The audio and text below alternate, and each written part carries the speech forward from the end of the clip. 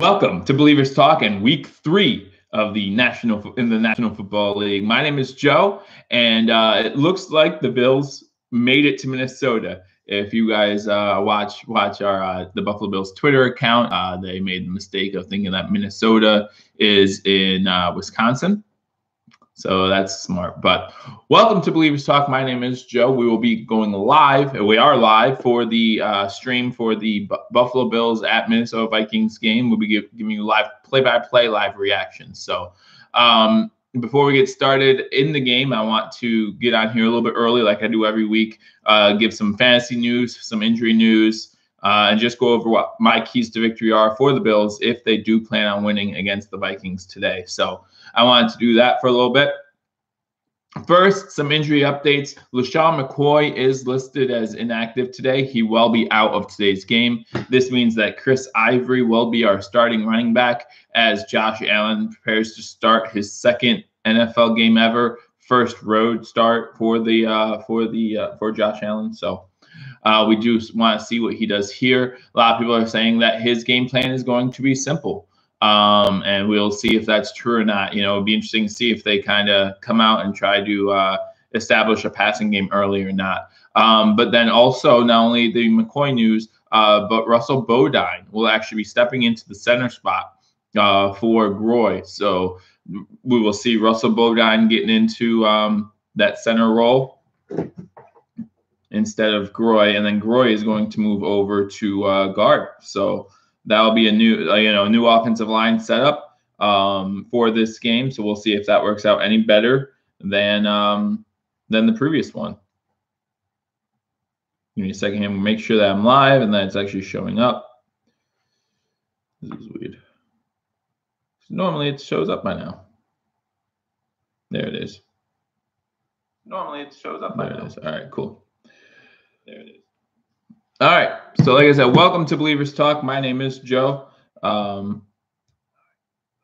We are looking forward to this game between the Buffalo Bills and the Minnesota Vikings. So those are the injury notes. Some other injuries. Shaq Lawson will not be playing in this game. He is inactive.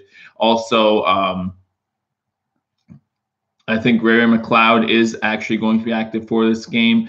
Tyron Jones will be active for this game.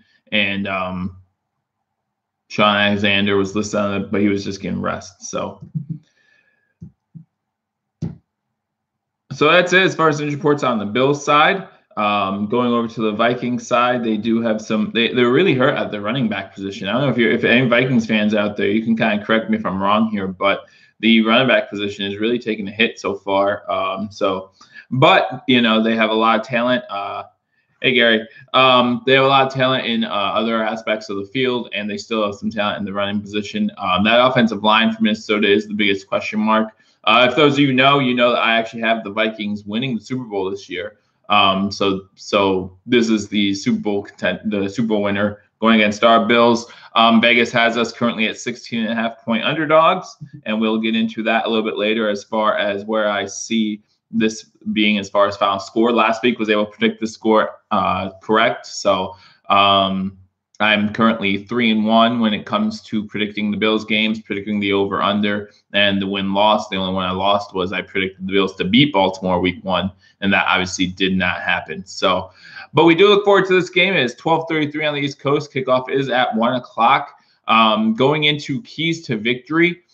Keys to victory for the Buffalo Bills. If the Buffalo Bills are going to win this game, I know it's a long shot. Everyone's telling me that, there's no chance the Bills are going to win, but that's why we play the game. So for the Bills to win this game, we obviously need to do well as far as getting the run game established, which hurts us as far as McCoy being out.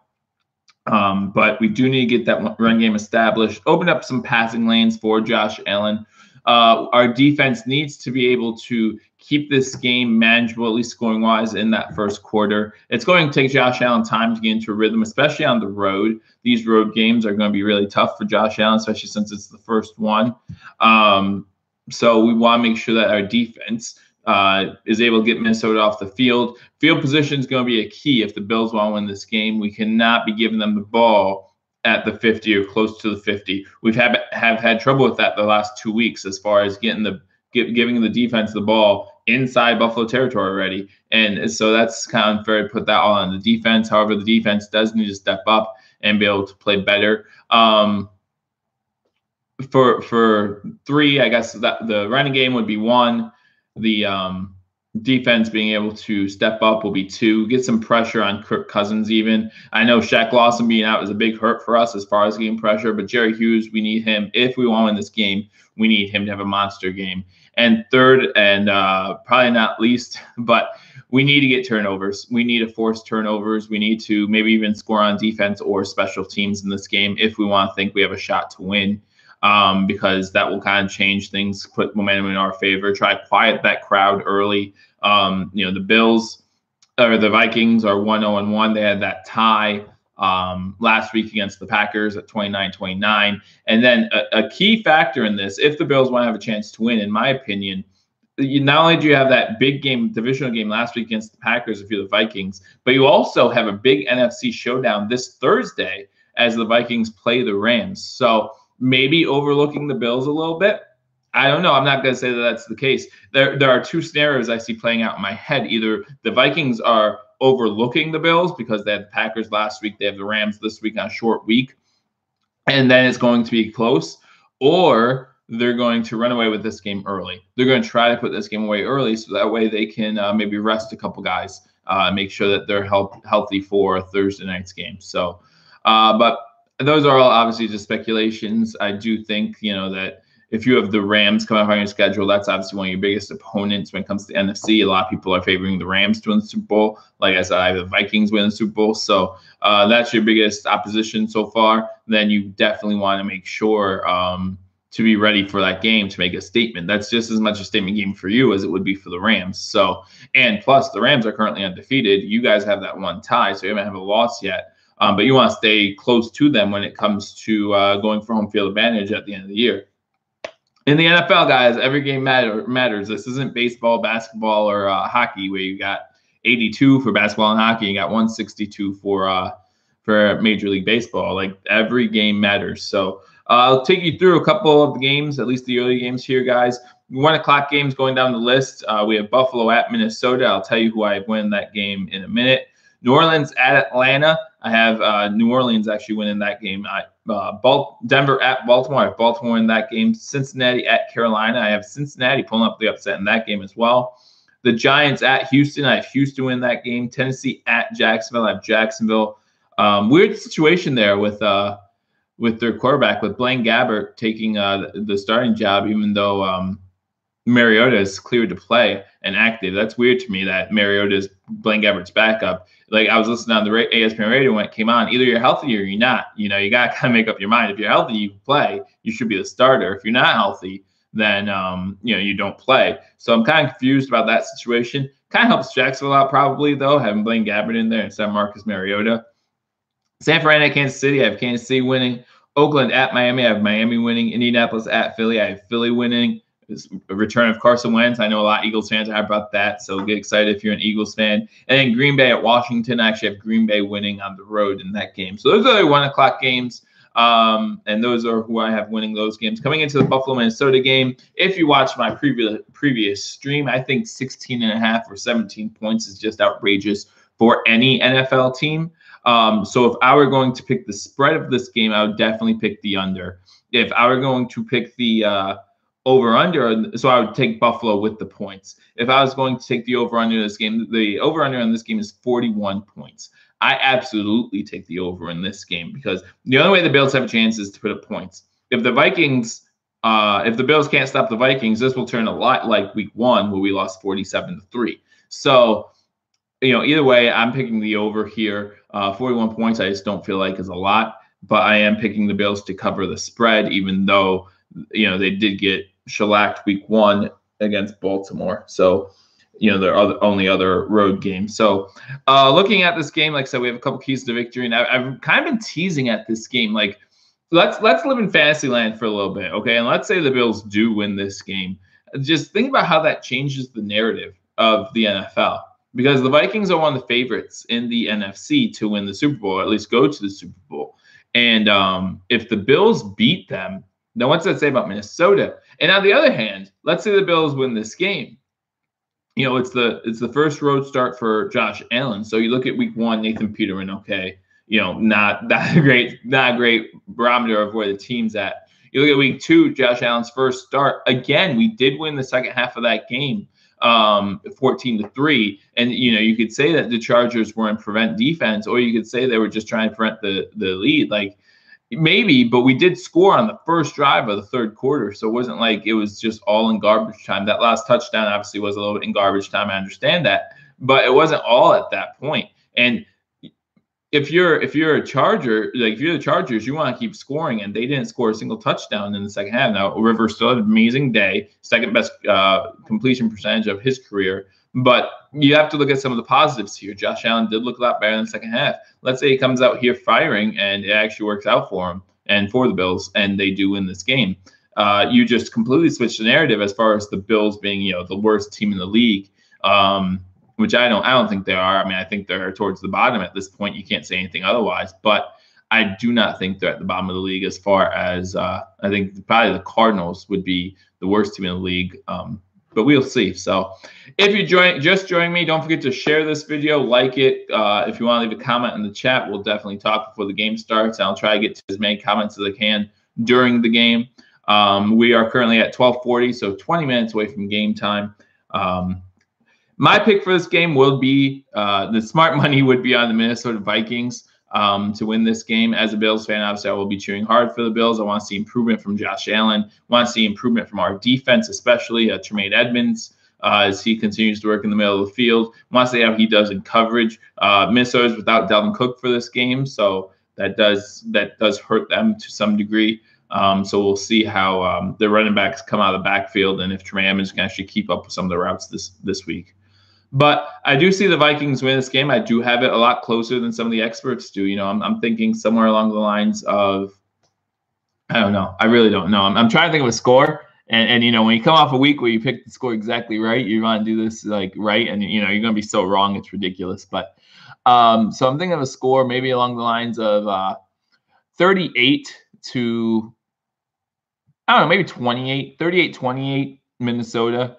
I think that will be the final score. Again, a little bit closer than some of the experts have, a little bit closer than what Vegas has. But Minnesota is just gonna outmatch us. Like I said, they do say any given Sunday, but it's kind of tough to say that in this game when the Vikings are such heavy favorites. But a lot of times these are the games that turn out closer than we think they do. Vegas just has it going completely one way. But this is still the NFL, guys. These are still the best guys, best 32 guys at each position, So you never know what's going to happen. A couple turnovers, some discipline from our side, some lack of discipline on their side could definitely change things around, It doesn't take much to give one team the edge over another. I mean, yesterday, if you watch college football, you just saw Old Dominion beat Virginia Tech. And that would be considered to me a much bigger upset than the Bills beating the Vikings. So, we've seen upsets like this before. I'm not saying it can't happen. I personally do not see it happen. Like I said, I have the Vikings winning this game 38-28, but we'll see what happens. To be honest, if that's the final score, I'm really happy about the Bills scoring 28 points. That's going to be a little bit tougher now with McCoy listed as inactive for this game, but we do look forward to seeing Chris Ivory as a starter. I think we'll see a lot more Marcus Murphy too.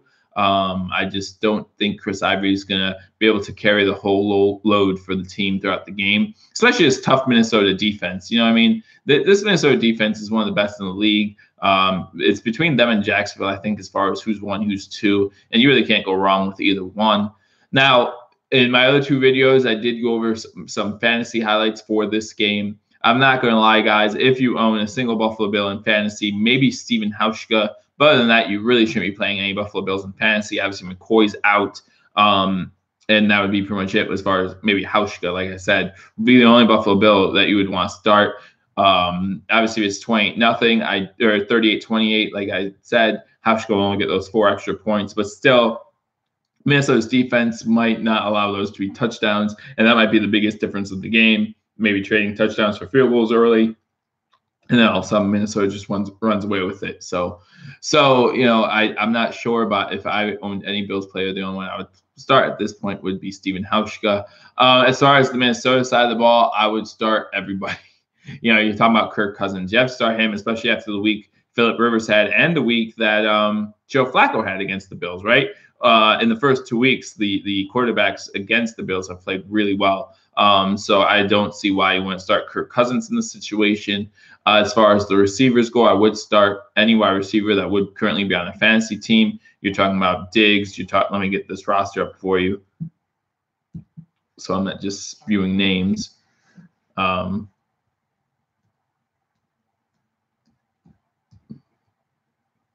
Looking at Minnesota's roster now. But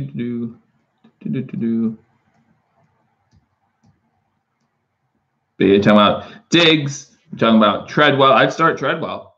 I honestly would. And that would be probably the two guys I'd start. Kyle Rudolph, maybe as tight end. Probably not, though. He always he's never impressed me, but maybe you want to consider starting Kyle Rudolph.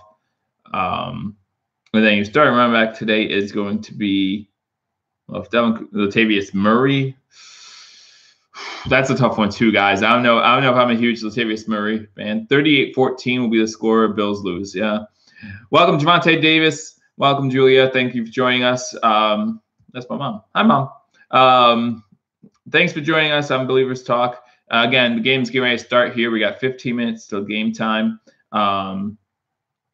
And we just hope that maybe we can put up a fight, guys. I mean, that's at the end of the day, that's what we always want. I mean, I did bring extra beer in the cooler just in case I need to get some liquid encouragement.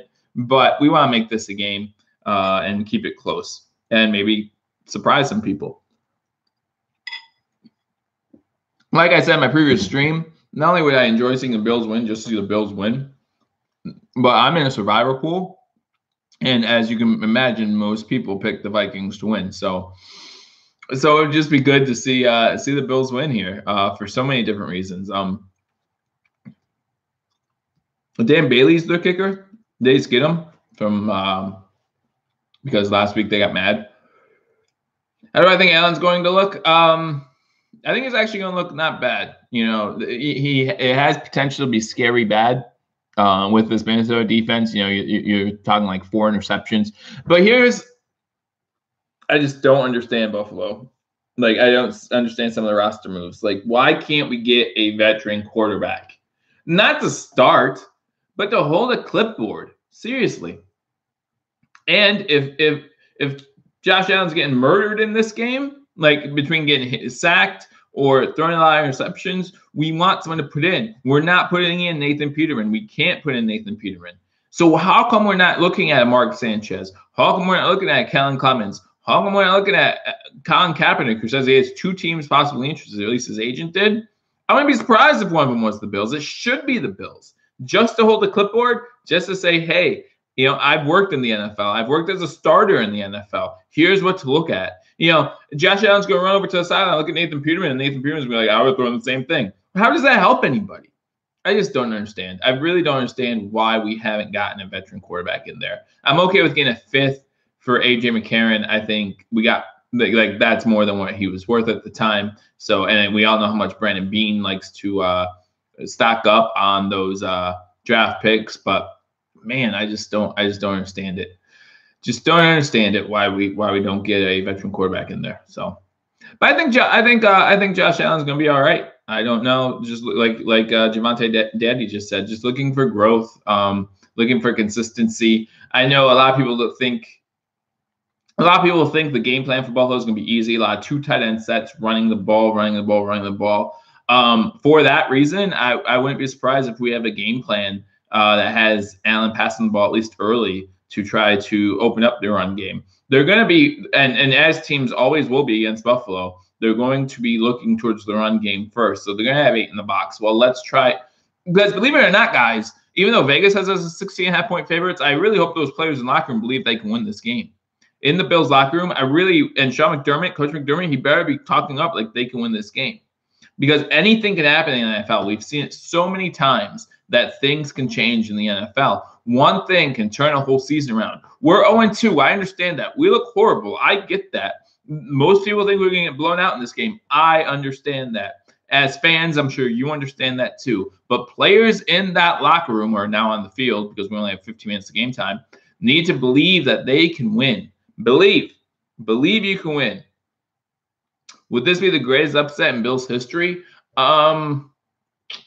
Depends if you're talking in pregame or because personally, if you're talking about any point in a game, halftime of the Houston Oilers Buffalo Bills game back in 1993 would have to be the biggest upset because we were down. At that point, we were down 21 points, and then coming out halftime, they had a pick six to make it a 28-point game, and then we came back, obviously, for the greatest comeback of all time. But as far as in recent memory, probably. We were underdogs against Atlanta last year. I don't think it was this bad, though. We were underdogs against Arizona 2 years ago, but that was in Buffalo, so I don't think it was this bad either. So as far as recent history is concerned, probably the last 10 years, probably. Although I'd have to look back at that, 2003 game, which would be more than 10 years ago now. Wow. But the one against New England opening week, we beat them 38-0. And Brady was in that game. So that'd be interesting to see because that was the year we got Bledsoe, I think. And in week one, we beat them 38-0. But that was at home as well. So thinking about as far as road games are concerned, that this would probably be the biggest upset in at least recent memory that I can remember. So, but again, it's week 3. It's simply week 3. So I don't put too much stock in week 3 upsets just because, I think you can obviously say that the Vikings are the better team, but it's still just week 3, so I don't know. We'll see. But yeah, it would definitely be the biggest upset in recent history. Probably the biggest upset of 2018. I can't think of another matchup. Maybe the Cardinals and the Rams because they're going to play twice. And the Cardinals still haven't scored a touchdown this year, but they're not as bad as the Bills. How is that possible? After 2 weeks, you've scored 6 points, and yet people are still saying that you're better than the Bills. I just don't understand it. But you know what? What's it matter who's in last place? What's it matter who's on the bottom of the shit pile? You know what I mean? Like it doesn't matter. You're not a good team. That's all that matters. So, but we'll see what happens in this game. I really want us to do well. I would love to see an upset, guys. I really would, because like I said earlier, like just think about how the narrative changes if we win this game. I mean, for both teams. Again, I had the Vikings win the Super Bowl. They lose this game, it would be tough to say I still have that much confidence in them. I still would. I mean, again, it's still only week 3. But after this week, it would be really they better start improving, and that Rams game becomes all that more critical on Thursday night if they lose this game. If they lose this game, the narrative is simply they were looking ahead to the Rams on Thursday. Well, if they lose this game and then lose to the Rams on Thursday, all of a sudden you're 1-2-1, and the Rams would at that point either be 3-1 or 4-0, and so you're already digging yourself a hole that you really can't come back from. And Green Bay is still in there. You might not even be in, if Green Bay wins today and next week, then all of a sudden you're a game and a half behind them as well. So this is an important game for the Vikings. I mean, again, when you only have 16 games in a season, every game's important.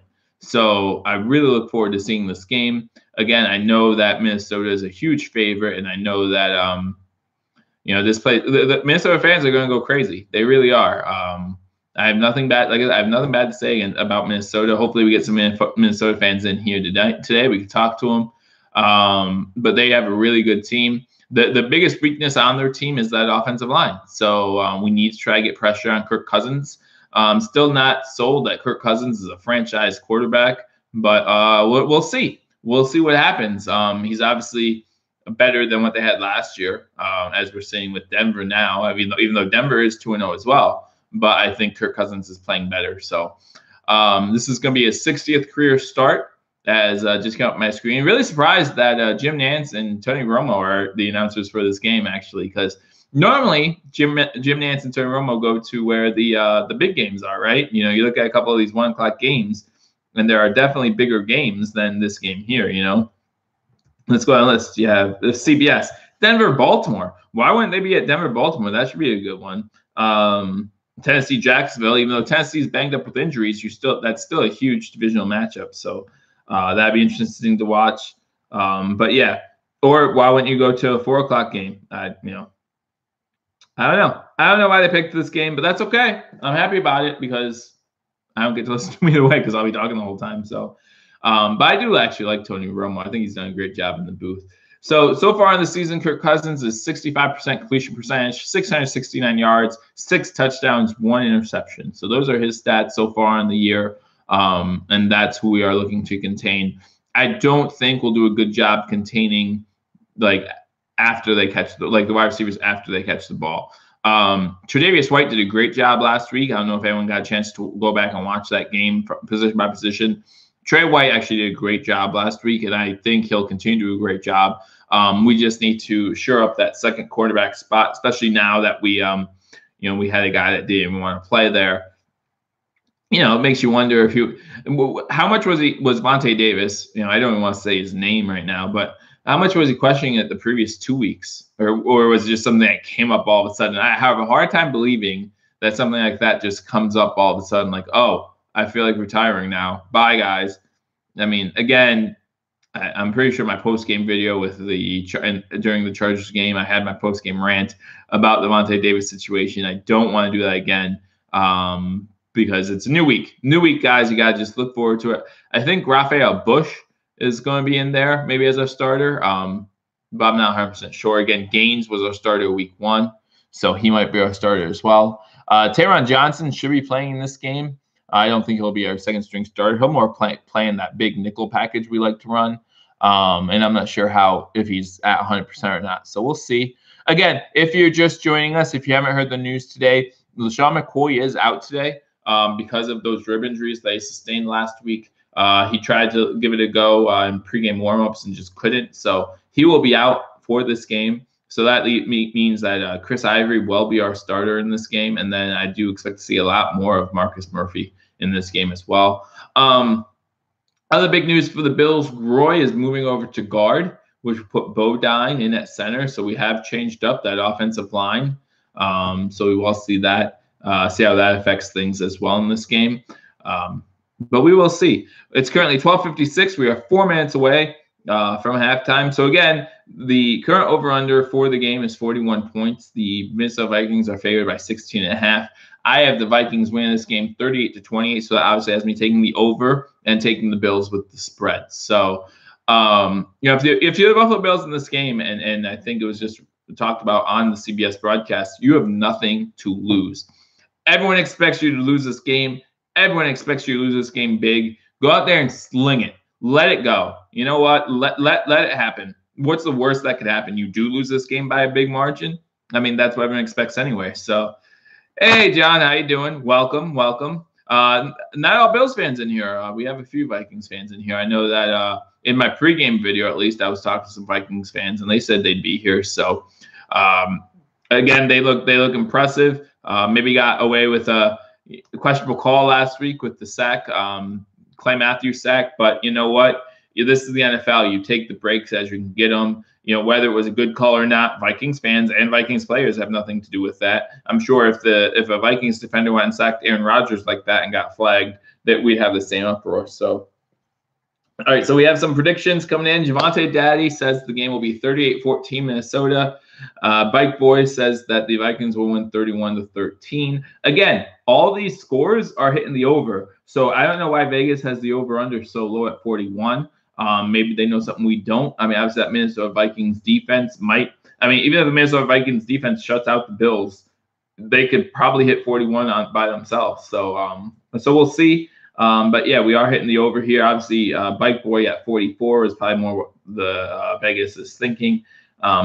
That 16.5, some of us, I have us covering the 16.5. Both Javante Daddy and Bike Boy have us not covering the 16.5. So we'll see what happens there. I just think 16.5 is a lot of points for Vegas to be giving. But that's what it would take for people to bet the Bills in this game, I'm sure. But again, I try to avoid betting Bills games as much as possible just because I already have enough emotionally riding on this game. And believe it or not, like I do, like even this game where we're projected to lose, like I've been looking forward to this game all week. This is still the NFL, guys. I love the game. And as someone who is not that old, I don't remember the Bills winning all that much anyway. I was alive for the teams in the early 90s, and I do remember bits and pieces of that. Obviously last year we made the playoffs, but in between there wasn't much to say. The line started at 17, John. The Vegas line started at 17, and it went down to 16.5. So it really hadn't changed much throughout the week. I'm actually surprised that the line didn't change this morning when we were made aware. I guess it was late, but when we made aware McCoy's not going to start. So, the over-under, what was it starting at? I can tell you in a second here. As soon as my app opens. It opened at, it actually says open at 0. So when they opened the line for the over-under, or for the Minnesota 16.5, they still haven't put the over-under on yet. So my app does not say what it started at. It just tells me what it's at right now, which is 41. So I'm not sure what the over-under started at. But maybe that went down with the McCoy injury. I'm not sure. But I thought maybe when we found McCoy wasn't playing, that the 16.5 would actually go up as well. But it's hard to go up from 16.5 points. I just want to know if the Bills win the coin toss, because currently we are 2-0 in coin tosses. So, that's a plus, right? That's something we can say we've won. We're getting ready to start. They're on the midfield, getting the coin toss done as we speak. Looks like a packed house in Minnesota. They go back to commercial. I hate commercials, guys. I really do. I think commercials are ridiculous. But especially when they go back and forth. Like they just came back from commercial and showed the guys in the middle of the field, and Jim Nantz says, something about how we're getting ready for the game in Minnesota as the Bills take on the Minnesota Vikings, and then back to commercial. Like, come on. You wonder why you're losing ratings so much. Well, take a look at this. Even you guys even said that you'd be changing, not going to commercials as much. I haven't noticed much of a difference, But maybe I'm crazy. Well, I know I'm crazy, but who knows? Oh, man. So we're going to start drinking a little bit, because this might be a long day. This might be a long stream. I'm not sure. It might just feel really long, man. Week one, week one, I was telling people, like, third quarter of the stream, I was just, what was I doing? I just couldn't keep it going. I don't know. It was tough, but again, hopefully the Bills make a game of it. I hope Marcus Murphy maybe has a breakout day. With McCoy out, I think Murphy's going to have more opportunities. Not a lot of film on Murphy, so it's the perfect kind of opportunity for a young back to get his start. Us as Bills fans, we've seen a lot of Marcus Murphy, and we love Marcus Murphy. But maybe the Vikings really haven't, and it wasn't known until today that LeSean McCoy was not going to play. So as a Vikings player, you need to prepare for LeSean McCoy. Well, now you have Marcus Murphy. How much preparation did you do for Marcus Murphy, whose run style is completely different from LeSean McCoy's? I know Chris Ivory's listed as a starter, but man, I'm just not a huge Chris Ivory fan. He did nothing to impress me in the preseason. So, but we're getting ready. We're getting underway. They're banging the drums in Minnesota. Hey, Dominic, how you doing? Welcome to Believers Talk. Thanks for joining me again. We're just getting ready for kickoff here. The Vikings are kicking off to the Bills. So the Vikings won the toss and deferred. Dan Bailey is in. I know Chris Ivory's old. I'm just not a fan of Chris Ivory and the fumbling problems. And even week one of the preseason, when the only completion Nathan Peterman threw was when he dropped the ball and went right into the defender's hand. So Vikings kick off to the Buffalo Bills, and it is a touchback. So the Bills will start with the ball at the 25-yard line. Obviously, a big part of this game, I think, is going to be controlling the ball. We want to control the open at 40.5. You're saying the under and the Vikes? Well, that's because you just want to be against me. That's all. But we want to control time of possession, and I think we want to control that pretty well. I looked at the Army-Oklahoma game yesterday. Army held the ball for 40-plus minutes. That's something we would want for a win here. So we'll see what happens. Allen's in the shotgun to start. We have three wide receivers, top of the screen. Benjamin's to the bottom. We have Clay going in motion. Ivory is in the backfield with Allen. Allen with a quick pass to, let me see who that is. Is that Holmes? I'm trying to get it here, guys.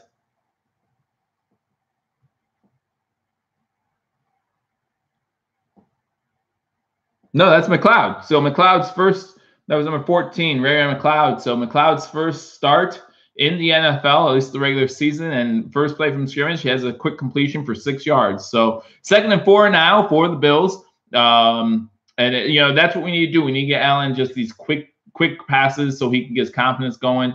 Again, fake handoff from the shotgun formation, passed up to Kelvin Benjamin, who drops it. We talk so much about Kelvin Benjamin being able to get these 50-50 balls. And yeah, it is. You're right.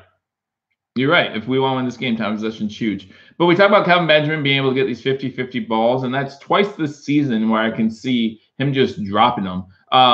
Yeah, it could have been thrown a little bit higher, absolutely. But when you have a young quarterback in there making his second start, his first road start, man, you need to catch that ball. So it's 3rd and 4 from the 31-yard line with 14-18 to go in the game. Marcus Murphy's now in the game on 3rd down as an extra blocker, and it doesn't matter. Allen's sacked right away. We do have a flag on the play, so we'll see what the flag is for. I'm going to turn up the volume a little bit so I can hear what the flag is. Josh Allen's convinced he's going against Minnesota is what the announcer says. I hope this is, it seemed like a fine sack as far as the tackle's concerned. So Alex Kemp is the official. This is his first season.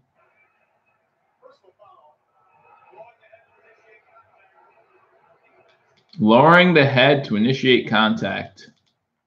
I don't know about that. I really don't. If you're a Vikings fan, I can understand your disappointment. I just really don't like that at all. Oh, but it was on. Okay. Okay. So now I see what it is. Actually, it was not the first guy. So the first guy for Minnesota actually had Allen wrapped up, and Allen wasn't going anywhere because his arms were in. He was wrapped up going down. And then Joseph came in, number 98, if you're a Vikings fan, you know who that is. Came in with his helmet and hit Allen in the helmet. So that's what the penalty was for. That does lead to a 1st and 10 for the Bills at the 46-yard line. So a huge break for Buffalo. 14 minutes to go in the first quarter. 1st and 10 on the first drive of the game. Ivory's in the backfield, gets the handoff, gets about 2 yards. Maybe that's a generous 2 yards, maybe 1.5 yards. So Washington's up early on Green Bay, already scoring a touchdown. So they're up 7-0. As the games go on, I will try to keep you updated. So if you have fantasy teams or something like that, I can let you know what's going on in these games. It looks like it was a passing TD to Paul Richardson Jr. So a 46-yard passing TD from Alex Smith to Richardson Jr. to put the Redskins up 7-0 on Green Bay. I'm sure Vikings fans are happy to hear that. Allen and Ivory out of the backfield with the catch, gets another 1st down for Buffalo. So Buffalo moving the ball here on the first drive. Ivory with a catch gets about 8 yards out of the backfield. I was about to say Allen under center, which we don't see that much so far this season. So the Raiders, Jordan Nelson has scored for the Raiders. So you have Card and Nelson to make that game over Miami, 7-0. New Orleans and Atlanta are still at 0-0. New Orleans has the ball in the red zone. Allen's under center again. 1st and 10, 12:52 to go. Buffalo has the ball in Minnesota territory at the 43-yard line. Under center, again, Chris Ivory, the only guy in the backfield. We have 1 wide receiver, 2 tight end sets, and Ivory gets the ball. Just to run north to south, Ivory. You're not much of a – Ivory just needs to run north to south. He gets 2.5, maybe 3 yards. Denver scores against Baltimore. Freeman with a 6-yard rush. But Ivory's just the kind of back that you need to run north to south with. You can't be – he's not LaShawn McCoy. But we do get the ball to the 41-yard line. And again, we're moving the ball decently. This is actually not a bad drive to start off the game.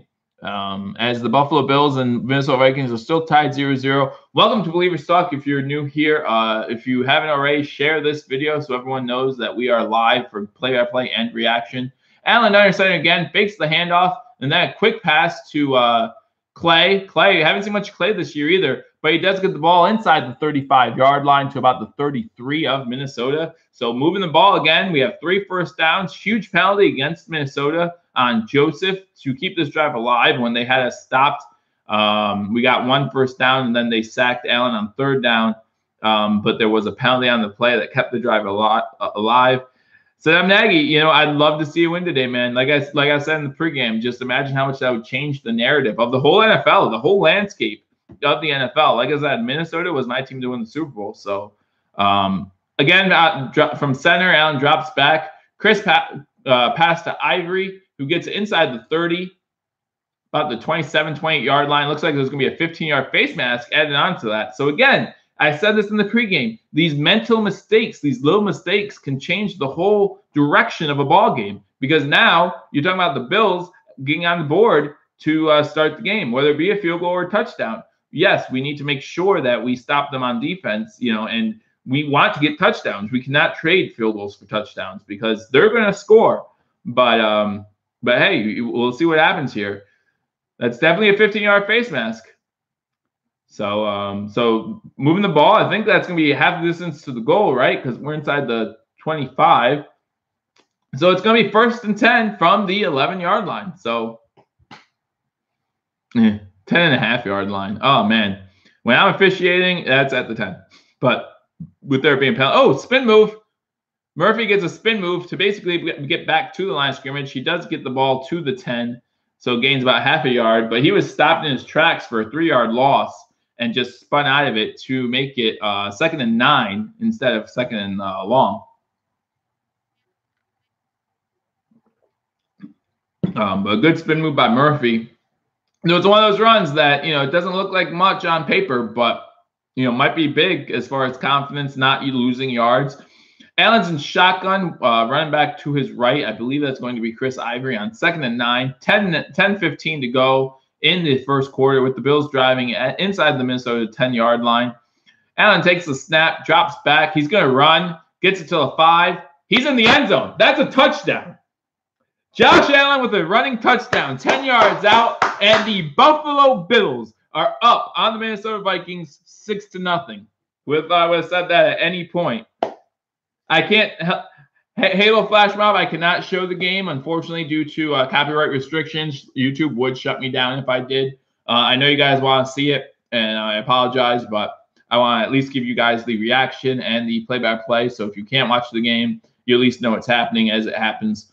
But yeah, we have Josh Allen running it in, dives towards the pylon, hits the pylon with the football to go up 6-0. 9 plays, 75 yards. 4 minutes and 59-second drive, guys. That's exactly what we needed to start this game.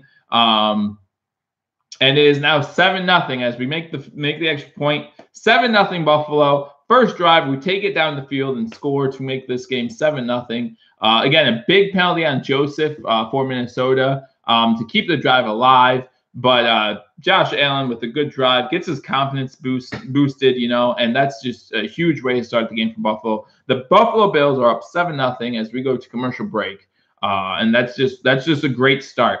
A great start. Yeah, I know it makes you cry, Halo. I apologize, but yeah, I don't want to get shut down. That's the bottom line, right? I enjoy doing this. I enjoy talking with you guys. John, that's not looking real good for your Minnesota and under pick though. I'll tell you that, but there's still a long way to go in this game. Like you said, time possession's huge, so we'll see what happens with that. But that's an exciting start if you're a Bills fan. Not even like that's just exciting. Even if we don't win this game, what a way to start the game. But let's not think about not winning this game. The Bills are going to win this game. Welcome to Believers Talk. If you're new, again, the Bills just went up 7-0. Subscribe to this channel. I will be going live, giving play-by-play and reaction for all Bills games, except for the Monday night one against the Patriots and the one after our bye week against the Jaguars. I will be in Buffalo for that game. So I might be doing something live while I'm there, but obviously when I'm watching the game, I want to watch the game. So I won't be able to go live at that point. At that point, though, I would be able to turn my phone on and go let you guys watch the game. It would just look weird on my phone. And you guys won't be able to see that much. But then I won't be copywriting anything. It would be my own camera. So you should have played Jags. Did you play Minnesota's defense today, John? I mean, I would have. But all right, so going over some scores around the league to start us off. Again, we have some crazy scores. You should play the Vikings instead. That's a smart play. But anyhow, New Orleans is up on Atlanta 7-0. Ted Ginn Jr. with a 4-yard touchdown to make that 7-0 New Orleans. Denver is up 7-0 on Baltimore but Baltimore is in the red zone. Freeman had a touchdown in that game. Cincinnati's in the red zone against Carolina. Houston's up 3-0 on the Giants. Tennessee and Jacksonville still tied at 0. Kansas City, San Fran still tied at 0. Oakland's up 7-0 on Miami after that Jordy Nelson touchdown. The Eagles are in the red zone, but that game is still 0-0. And the Redskins are still up 7-0 on the Packers. So, again, some games here might be changing the landscape of the NFL. I mean, let's say Washington beats Green Bay. That's crazy. Wentz is back, John. Yep. So that's good for you guys. I know you're an Eagles fan, so good luck to you guys. I actually picked them in my Spire pool, so I want them to win. Hauschka's back, getting ready to kick the ball off to Minnesota so they can start with their first drive. 7-0 Buffalo, 10:01 left to go in the first quarter. Minnesota will be taking the ball out of the end zone. I always hate that play, but since it's against the Bills, I'll allow it for them. Gets the ball to the 21-yard line, but there's a flag. And this is why I hate that play, because the flag, more than likely, I'm not saying it is yet, but more than likely it's going to be against the Vikings, which means now they start with the ball at, the 10.5-yard line. So, I mean, yeah, that's just so upsetting to me. Personal foul. So it's personal foul. So, yeah, it's going to be half distance to goal. So you're starting with the ball at the 10-yard line. Abel, thank you for joining me. Welcome to Believers Talk. If you're a Vikings fan, good luck to you in today's game. Again, the Vikings did not start off that well. A couple of penalties to make this game 7-0 Buffalo. Again, they kept the drive alive on a crucial third down where they sacked Allen, but Joseph came in and hit him in the helmet, so they called it leading with the helmet. And that 15 yards sparked a drive that has to go 75 yards for the touchdown. First play for Cousins is a pass to the wing to the running back. Got about 3 or 4 yards, gets to about the 15-yard line. That's Latavius Murray getting to the 10.5-yard line. So 9:45 left to go. They're going to have about 2nd and 7 or 8 here. Baltimore did tie the game with a Collins TD run, so that game is 7-7. The penalties were total BS. That first one, the face mask was definitely a face mask. Second down, Cousins goes deep to Diggs, overthrows him, so it's going to be 3rd and 7. But yeah, the face mask penalty on Ivory was absolutely a face mask. It's kind of hard to hide that one. But that, I even said when it happened, I wasn't sure about the helmet hit. Truth is, Joseph didn't need to come in at all to hit him because Allen was wrapped up. But it wasn't as bad. It wasn't as bad as the Clay Matthews thing. The Bills' offensive line is looking a lot better. We did move Groy to guard, and we have Bodine in his center. So they look pretty good on the first drive, except for that play where they let Allen. Allen got sacked immediately. He was in shotgun, and he got sacked quickly. So it wasn't even it wasn't that tough. So Cousins drops back, gets some pressure on him up the middle. Cousins fumbles, and the Bills recover at the 15-yard line. Cousins fumbles, Buffalo recovers at the 15. So Buffalo's up 7-0, 9:21 left to go in the first quarter, and now they have the ball at the 15-yard line. So definitely a perfect start for Buffalo. You couldn't imagine a better start for Buffalo if you want to pull off this upset. Now, again, this game's still early. Basically, Cousins stepped up, avoided pressure, but then I'm trying to see who that was. It was Murphy. Murphy came from behind and hit him as he was beginning to scramble, and the ball just came out. He was doing one of those things where you pretend to pump fake, and then he got hit by well, let's not get too excited, guys. Again, it's a perfect start, but haven't done anything yet. So, but then the fumble came out, and we get the ball 1st and 10 at the 15-yard line. So, again, second trip inside the red zone already today with 9:21 to go in the first quarter. And then we're looking at Allen's in shotgun with Ivory behind him. Ivory gets the carry for about 3 yards to the 4 yards to the 11-yard line. So it's going to be 2nd and 6 from the 11. We need to score touchdowns here, guys. Touchdowns are very important. Welcome to Believers Talk if you are new. If you haven't already, share this video with your friends. Tell them we are giving live play-by-play reaction to the Vikings-Bills game. So if you can't see the game and you want to know what's happening in real time, we are here. But right now, the Bills are up 7-0, 8:50 to go in the first quarter. Buffalo has the ball at the Minnesota Vikings, at the Minnesota Vikings 11-yard line, getting ready to score. Allen in shotgun, fakes a pitch to whoever, if it was Ivory or Murphy, I'm not sure, does an inside pitch to Charles Clay, who makes it 3rd and 1. Some players are coming up saying there was a fumble, but no ref is indicating a fumble at this time. I didn't see any beanbag or anything like that fall. So a Viking does come up with the ball, but they are saying that Clay was down.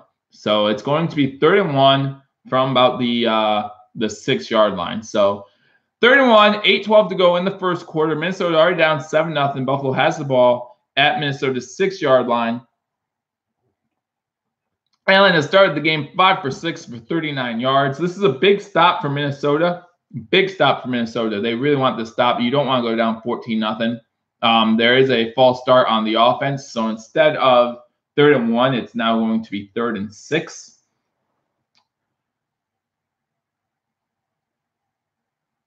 $71, so that's Newhouse. We all know how much I love Mark Newhouse. But Ducasa's in the game, so, I mean, that's a start. That's a start. So, yeah, Newhouse is now coming out of the game. But now we have a 3rd and 6 from about the 11-yard line for the Buffalo Bills. The crowd's trying to get loud, make it tough on Josh Allen. Again, this is Josh Allen's first road start of his career, starting off as well as it could. Minnesota is going to win. I mean, they still could. It's still very early. Hopefully, no matter what happens here, they send everybody. Benjamin with another drop. Benjamin, and this one was exactly what you wanted. It was right in the gut on a slant pattern, past the first down marker. Possibly would have been a touchdown, but he drops it again. That's his second drop of the day. The second ball that I think he should have caught that he dropped. That one absolutely has to be a drop. That can't be anything other than a drop. So that's just really annoying. So Hauschka comes in for the field goal. It's going to be what appears to be about a, what would that be, 31-yard attempt? 30-yard attempt. I was close. Give me a yard, guys. 30-yard attempt for a field goal. Kick is up, and it is good. There are no flags. So that means with 7:24 left to go in the first quarter, the Buffalo Bills are up on the Minnesota Vikings 10-0. So again, big surprise here, especially if you're a Vikings fan. You're expecting to walk away with the easy win in this one. But unfortunately, the Bills have jumped out to a 10-0 lead. Older on side, I would love to show you the game, but again, if I show you the game, YouTube would shut me down, and we wouldn't get to watch much of the game anyhow. So I cannot do that due to copyright restrictions. But I will be giving you live play-by-play, live reaction, try to give you guys the best coverage I can. Well, I mean, the Vikings have come out looking flat. That's all. That's all I'm saying. I'm not saying the Vikings. I shouldn't say the Vikings. I mean, according to Vegas, they said they'd have the easy win, right? So 16.5-point favorites, but they're down early 10 points here.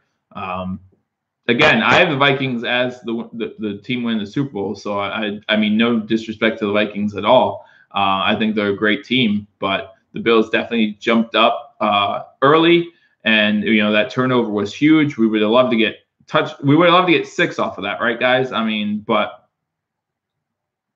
Yeah, I mean, if you're Allen, that's three throws in 2 weeks that you thought he should have had, and he's dropped every one of them. So Vikings aren't as good as people think. Well, we'll see. We'll see. I'm not sure. I think they are. I really think they are. I mean, their weakness is offensive line, and possibly quarterback, but he's not terrible. So. Well, Kirk Cousins isn't as good, but he's better than what they had last year, right? Most quarterbacks in the NFL are white, right? Tom Brady is white. You're saying he's not good? But yeah, I mean, it's better than what Minnesota had last year, and that took them to the NFC Championship game. So, yeah, Brian Nichols, we did get off to a great start. That's exactly what we needed. Again, we would love to turn that into 6 instead of a field goal, but that was a really good start for the Buffalo Bills.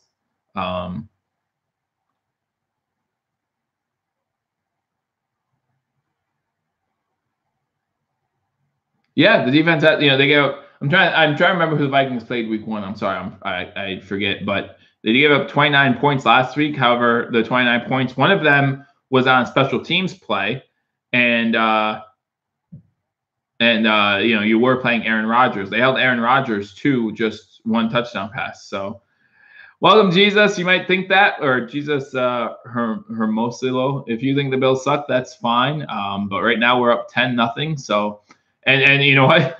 Compared to with how we played in the first 2 weeks, no one would disagree with you. But the Bills are up 10-0. They kick it off out of the end zone, so we'll be touchback Minnesota's ball, 1st and 10 at the 25-yard line. Thank you for joining me on Believers Talk. If you are new to the channel, please be sure to subscribe. We will be going live all Bills games this year. And so if you want to catch some of the Bills games, if you're a Vikings fan, welcome. Thank you for joining us. I know you probably won't be coming back here too often, but you know, Minnesota probably plays some primetime games. If you're looking for something to do at the 1 o'clock games, the Bills play all 1 o'clock games except for the Monday night ones. So yeah, and that's another thing about some of these Minnesota Vikings injuries are kind of big. 1st and 10, Cousins is under center, hands the ball off to Latavius Murray, gets about 2 yards before he's tackled by Milano and Edmonds. So 7:15 to go in the first quarter. Buffalo is up 10-0.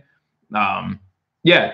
Dalvin Cook is their Minnesota's running back. McKinnon's over in San Fran, even though he's out for the season too. But Dalvin Cook definitely is a great running back, out for this game, of course. And I did say Tristan Egan. I did say this was a trap game for Minnesota. They play Thursday night this week against the Rams. They just got done with the game last week against their division rival. There's a huge trap game. 2nd down, Cousins in I formation, or Cousins are in center. They are in I formation. Another run play to the left side. He is gang tackled for maybe even a loss of half a yard. So it's going to be 3rd and a long 8 for the Minnesota Vikings. We go on a game break. They're showing the Giants game. Saquon Barkley with another touchdown, it looks like. Yeah, Barkley with a touchdown. So that game's 7-3. New York Giants over the Houston Texans. So we have a long 3rd and 8 for the Minnesota Vikings, again in Buffalo territory at the 27-yard line. Shotgun formation. Running back Murray is to his left. 3 wide receivers, bottom of the screen, 1 wide receiver to the top. Hughes is coming. Another fumble by Cousins and another Buffalo recovery. So now Buffalo has the ball again on another fumble recovery. Milano with the recovery. Hughes with the strip sack from behind. And Buffalo has the ball 1st and 10 at the 25-yard line. Wow. So, again, the best possible start. Now, we need to score. We need a touchdown. We need touchdowns here, guys. We cannot settle for field goals. A touchdown here would be huge. It would make it a 3-possession game. Jerry Hughes just beats Riff, or Rife. I'm not sure how to say his name. I apologize, Vikings fans. Comes across, strip sacks Cousins, and then Milano with the recovery. What a way to start this game if you are a Bills fan or if you're a Packers fan. Or you're against the Vikings. But yes, under center, Allen with a pitch to Ivory. Ivory's able to break a couple tackles just to lose a yard. So that was not a great play. Just better say the Bills aren't as bad as everyone thinks. Maybe, again, week 1, you can't really say all that much because Peterman sucks. You know, so that kind of puts behind the 8 ball there. Week 2, Josh Allen's first start looked rough in the first half. Made a couple bad passes in the second half when we were down, right? And they probably should not have made. But, hey, you know, good start so far this week. And that defense is getting to Cousins, you know, which is something we didn't see the first 2 weeks either. Shotgun formation for Allen. Allen throwing to a wide open. Is that Streeter? That's not Streeter because we dropped Streeter. Kroom is wide open. Touchdown, Buffalo. Buffalo is up 16-0 on a 26-yard touchdown from Josh Allen. Sure started Josh Allen in fantasy. Who knew? 2 touchdowns already. 1 rushing, 1 receiving for or 1 throwing. Josh Allen, 2 Kroom, 26 yards for the touchdown. And the Bills are up on the Vikings 20. I wish. 16-0. So Ivory came out for what looked like a swing pass. Allen faked it to him, and Kroom's defender went right to him. And then Kroom was just wide open into the end zone. See if I can suck. Man, that's awesome. That's awesome. Great start. 5:09 to go in the first quarter with that extra point Hauschka just made. And the Bills are up on the Vikings 17-0.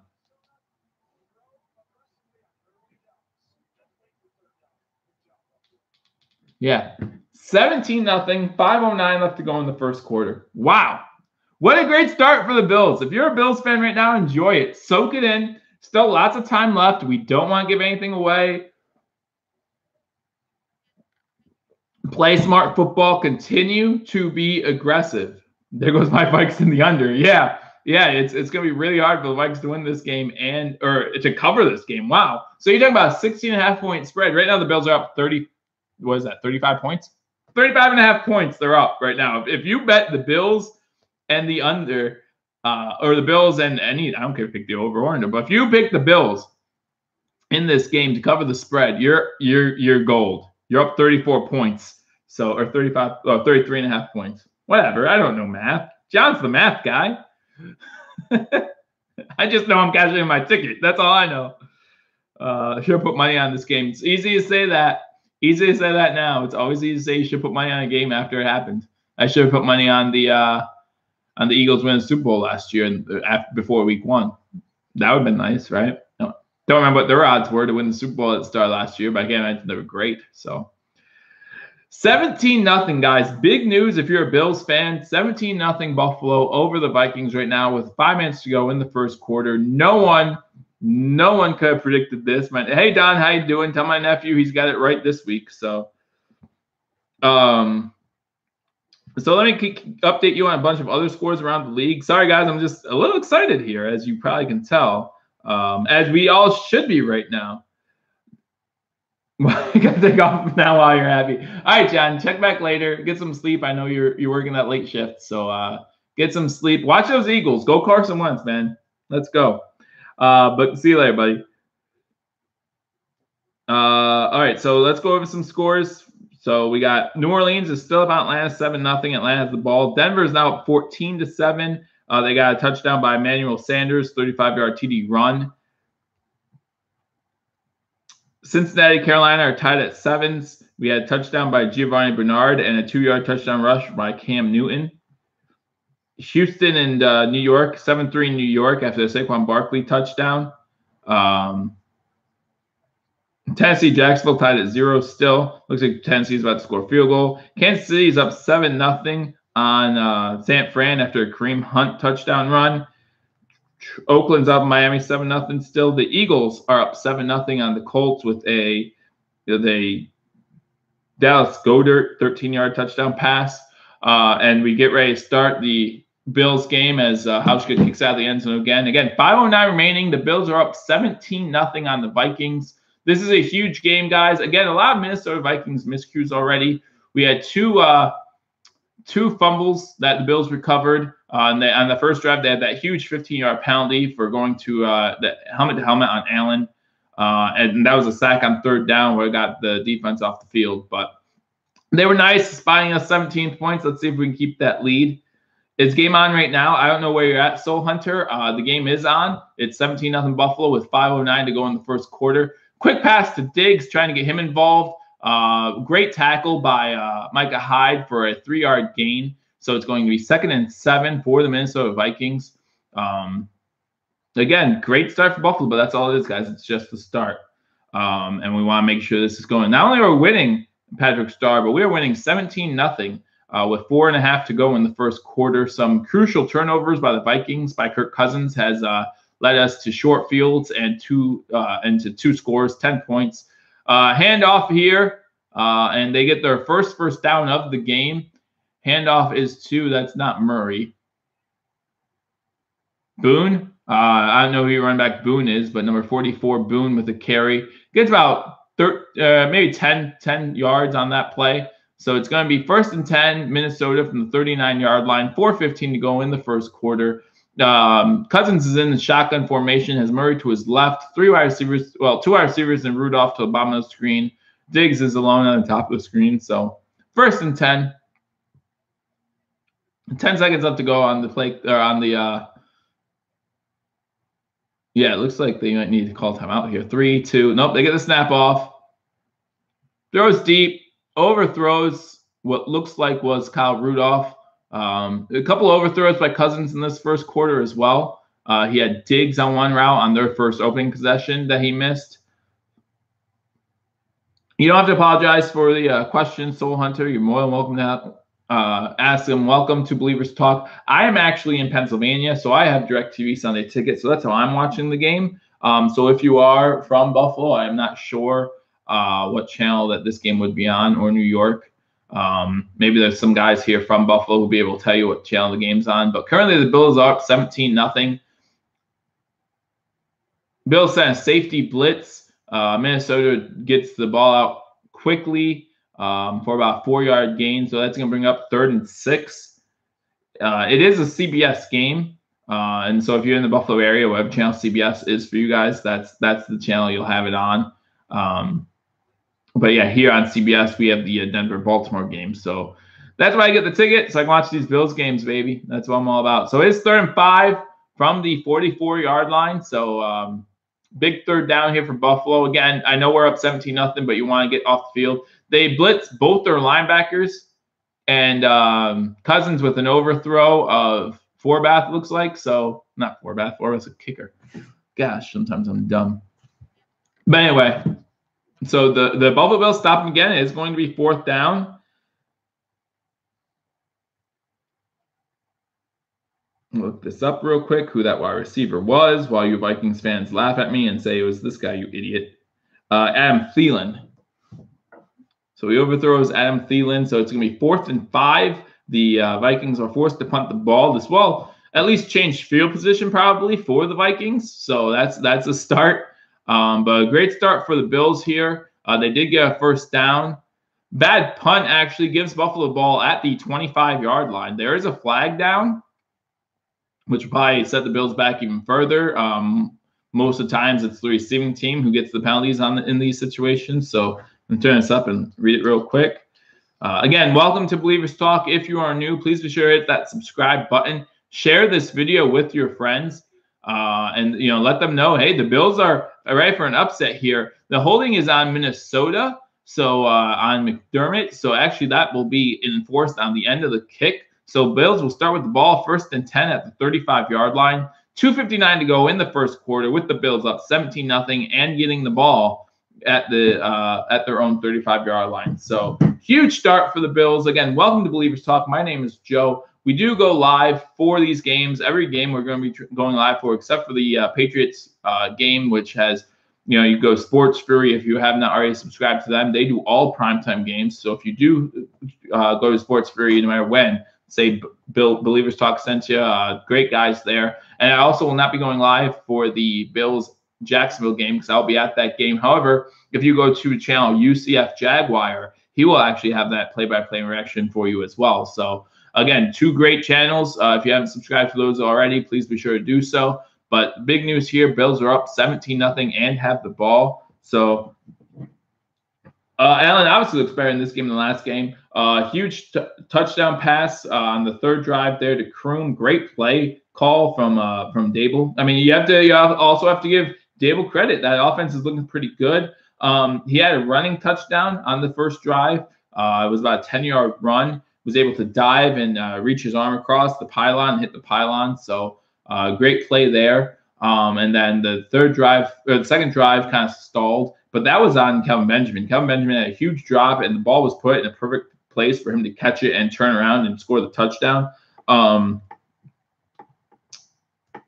But yeah, that was more on Kelvin Benjamin, I thought. And then yeah, that touchdown pass to Kroom was beautiful. A beautiful play call, and he was just wide open in the end zone. And you know what? We have to kind of give credit to this offensive line or the play calling, depending how you want to look at it. So we moved Groy from center to guard, got rid of Dukas, thank goodness, and put Bodine in at center, and it's really paying off so far. They did get that 1 sack that was called back for a penalty, but other than that, the running game has kind of been non-existent. I don't know how much of that you can blame on the offensive line, how much you can blame on the fact that I don't like Chris Ivory.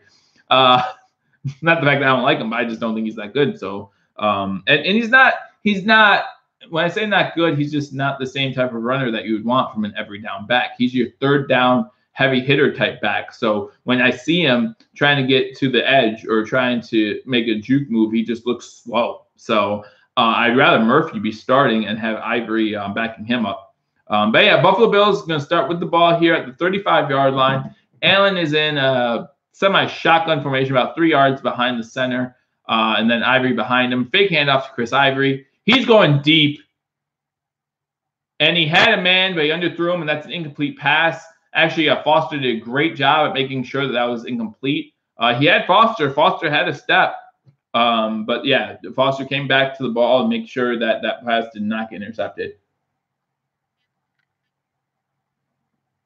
Foster had a step. And, you talk about Allen having a great arm. And we've seen it. We saw it last week against the Chargers with that Zay Jones throw right before half. But just can't make those underthrows. Is the score correct? If you're seeing 17-0 Buffalo Sack Attack, then yes, the score is correct. The Bills are winning 17-0, 2:51 to go in the first quarter. Now that we're up 17-0, I wish this was like the third quarter or something. But yes, the Bills are up 17-0. Getting back to some text here real quick, guys, so I appreciate you sticking with me. There's an injury. Trey Waynes was down on the field, so the trainers had to come out to attend to him. He was the guy that almost had the interception that Robert Foster knocked out of his hand. So it's going to be 2nd and 10 for Buffalo at the 35-yard line. The play clock has started, so we're getting ready here. Allen again in that semi-shotgun where he's 3 yards back. The Ivory in the backfield. This one's going to be a run to the right to Chris Ivory. Again, trying to cut and juke, and he gets nowhere. I mean, it's like he was getting ready for a 2 to 3 yard loss. He juked to get back to line of scrimmage, but then he tries to juke again. Just run forward. Run forward, get a yard or two. Now it's 3rd and 10.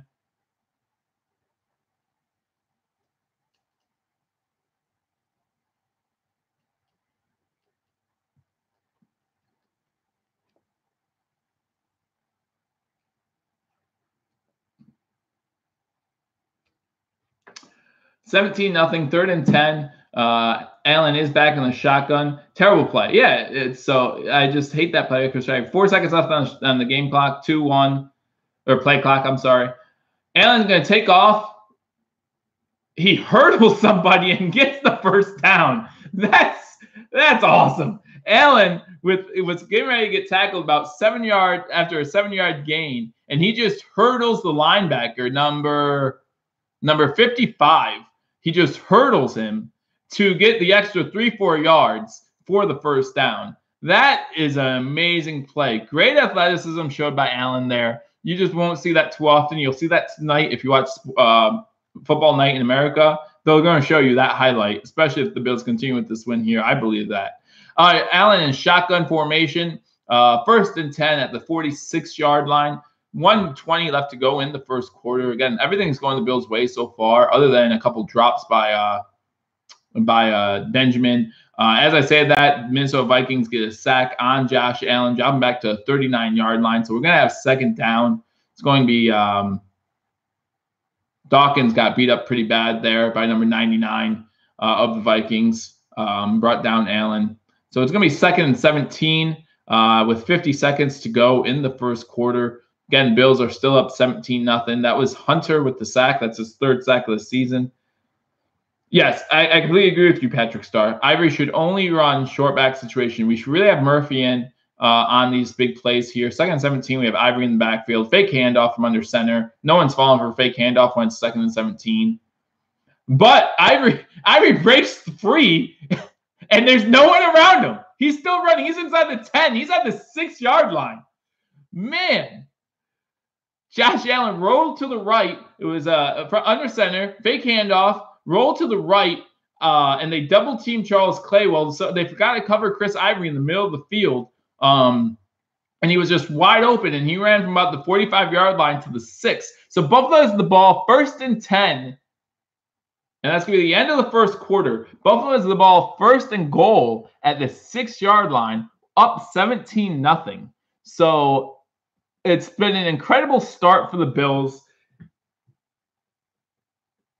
Allen wanted to be the Bills' franchise QB. Listen, if he keeps playing like this, we got ourselves a franchise quarterback. Welcome to Believers Talk. If you are new, I have 57 people watching right now. Thank you for watching. The Bills are currently up 17-0, getting ready to score again. Please share this video if you know any Bills fans or Vikings fans who want to come on here. We welcome everybody here on Believers Talk. Please be sure to share this video. Comment in the comment section. We'll get back and forth. I cannot turn the camera to the TV. Unfortunately, YouTube has strict copyright laws. My YouTube channel will be shut down. I want to give you guys the best play-by-play I can, keep you guys into the game, but unfortunately, I cannot show the game. I would love to, but due to copyright rules or laws, I cannot do that. YouTube would shut this channel down, and then you wouldn't get anything from me, which for some of you might be better than what you're getting now. But right now, the Bills are up 17-0. Right now, I'm watching this. I have DirecTV Sunday Ticket, so that's how I'm watching the game. If you're in the Buffalo area, they have the game on CBS. Other than that, if you could try to stream it. I'm not sure where you would stream it. I'm not good with that kind of stuff. But 17-0 end of the first quarter, Buffalo. Who scored so far? So Allen scored on a 10-yard touchdown run, and then we got a turnover. Murphy Trent Murphy stripped Cousins, and then Milano recovered it. No, I'm sorry, Alexander recovered it. And then we scored a field goal on that drive with Hauschka. And then on the third drive, there was another fumble. This one was caused by Jerry Hughes. It was a sack fumble, strip sack, whatever you want to call it. And then this one was recovered by Milano. And then Kroom was wide open for a 26-yard touchdown pass from Allen. So that's been the scoring so far. Again, very exciting game if you're a Bills fan. I'm just getting back to some friends here who are asking me about my channel and want to probably get on here to listen to the play-by-play of this game as the Bills are looking like they're ready for the upset. I did see that jump, Mr. Big Man. What a hurdle! What a hurdle! So it was third and 10, and Allen ran for the ball. And again, one of their linebackers, number 55. I would look up the roster, but the game just came back on. 143 total yards for the Bills in that first quarter compared to 22 for the Vikings. But after 7-yard gain, it looked like he was going to stop. And he does need to learn how to slide. I've been saying that for a while, but he hurdles the defender and gets the extra 4 yards for first down. So Allen's in shotgun, empty backfield right now. Mistimed handoff by Allen and Murphy. Just a bad play all around. Bad timing. Marcus Murphy was going into motion. And what they tried to do is do one of those quick snap handoff type things. That would actually be an incompletion. All right, so it's going to be an incompletion. They're going to challenge it. It's going to be an incompletion, so that's good. But it was one of those things where shotgun, Murphy's trying to come, and Allen's going to try to do one of these quick tosses here, and Murphy dropped it. It was not a handoff, so it should be an incomplete pass. But we'll see what they were on the field. Right now, the running on the field is a fumble, so it's going to be second and goal from like the 17-yard line.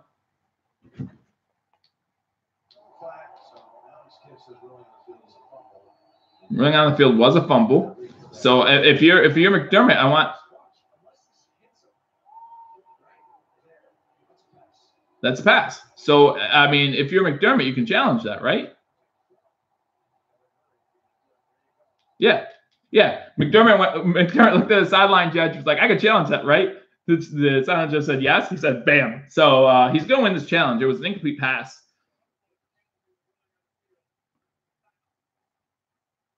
Yeah, if we could get this in from the 6, it would be a huge lead. It really would be. 24 points is a huge mountain to climb, no matter who you are.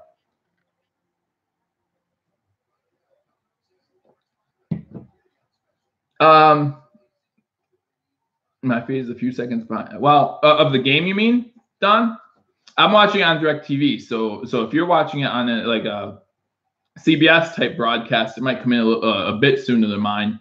There's nothing I do about that. And also, you have to remember that since I'm streaming it, it might be taking a little bit for the stream to come through. I know, like, when I check on the stream, it does take a couple seconds for the stream to come through. So I think the game is probably on the same time, but the stream coming through does take a couple seconds. So I cannot turn my camera around due to copyright laws. I should get people in here just to remind people of that. But due to copyright laws, I cannot show the game. YouTube would shut me down. And I like this channel. I like hanging out with you guys. So YouTube would shut me down. And the thing is, you wouldn't even see much of the game. They'd catch it pretty quick. They're pretty good about that kind of stuff. So, but I cannot show the game due to copyright laws. So I know people are going to continue to ask, and that's okay. I would want to see the game too. But due to copyright laws, I cannot show the game. No, I can't. I've seen people get shut down, so I know I can't. I know it's something YouTube prevents, so don't be scared. I'm not scared. I just like my channel. I like doing this, guys. The turnovers are automatically reviewed. That's actually a good point, Buffalo sack attack, but it wasn't a turnover. Buffalo recovered it. So maybe that's why they didn't review it. So maybe we should let Minnesota recover it. But if for some reason the ruling's upheld, I'm glad the Bills got it. But yeah, so maybe that might be.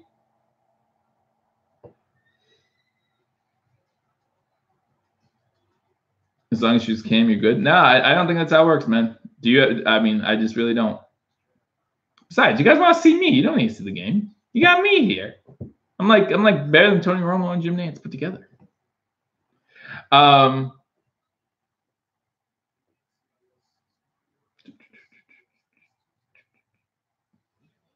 The zero stream showing the game. Yeah, I'm not sure how streaming works as far as websites that have it and things like that, but I wouldn't be surprised if very few streams are showing this game because not a lot of people were interested in this game going into it. So hold on, the ruling on the field.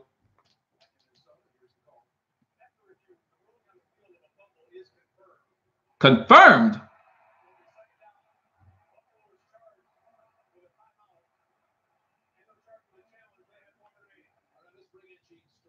All right, hold on.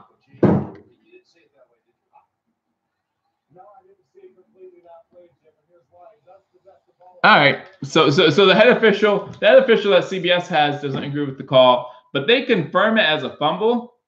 I hate that ruling. You know, they use these replays. They have people that could talk to them from New York. I just don't understand it. But you know, it's second and goal from the 18-yard line now, so it's a little bit of a. And Allen gets out of a sack. Looks like he's going to try to run the ball. He does, and then that looks like a horse collar. It is a horse collar tackle, so that's going to give us a first down. That's going to be a personal foul, horse collar, and bar, and that absolutely was a horse collar tackle. And that's going to give us a first down, back to first and goal. Yeah, Don, I don't know how that was not a forward pass. That was 100% a forward pass. But yeah, that's absolutely a horse collar.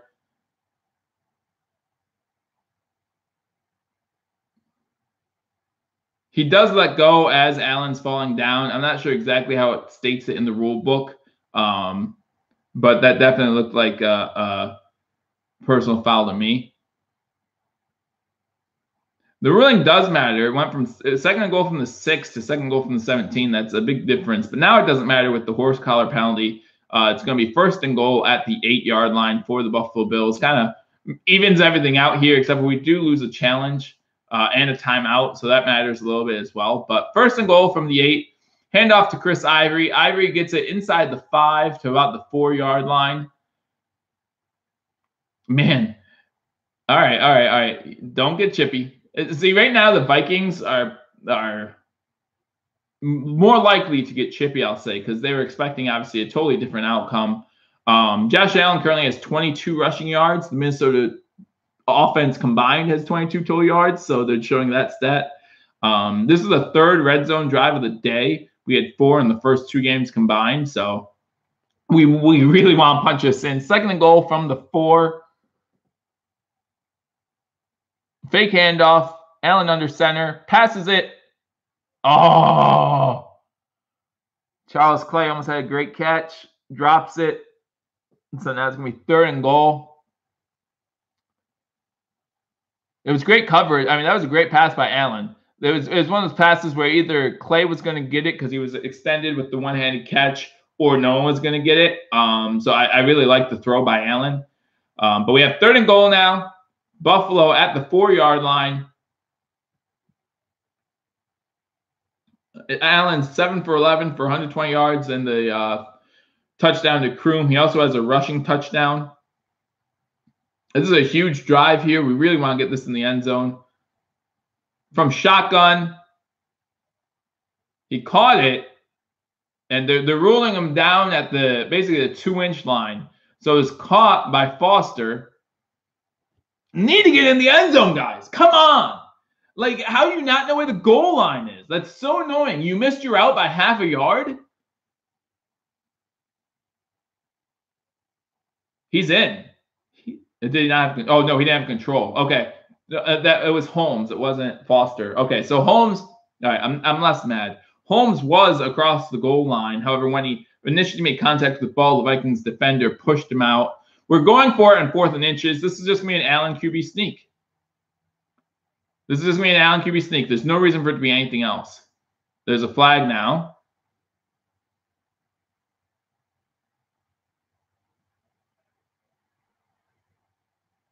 No, before the flag was thrown, Buffalo called a timeout. So that's their second timeout of the half. Try to draw off sides on the half-yard line. I don't understand why he would try to draw off sides. You can't get the first down. So anyway, so Holmes, as soon as he made contact with the ball, their cornerback Smith knocked him out of the end zone, and he loses control of the ball, but stays on his body, and then he's down.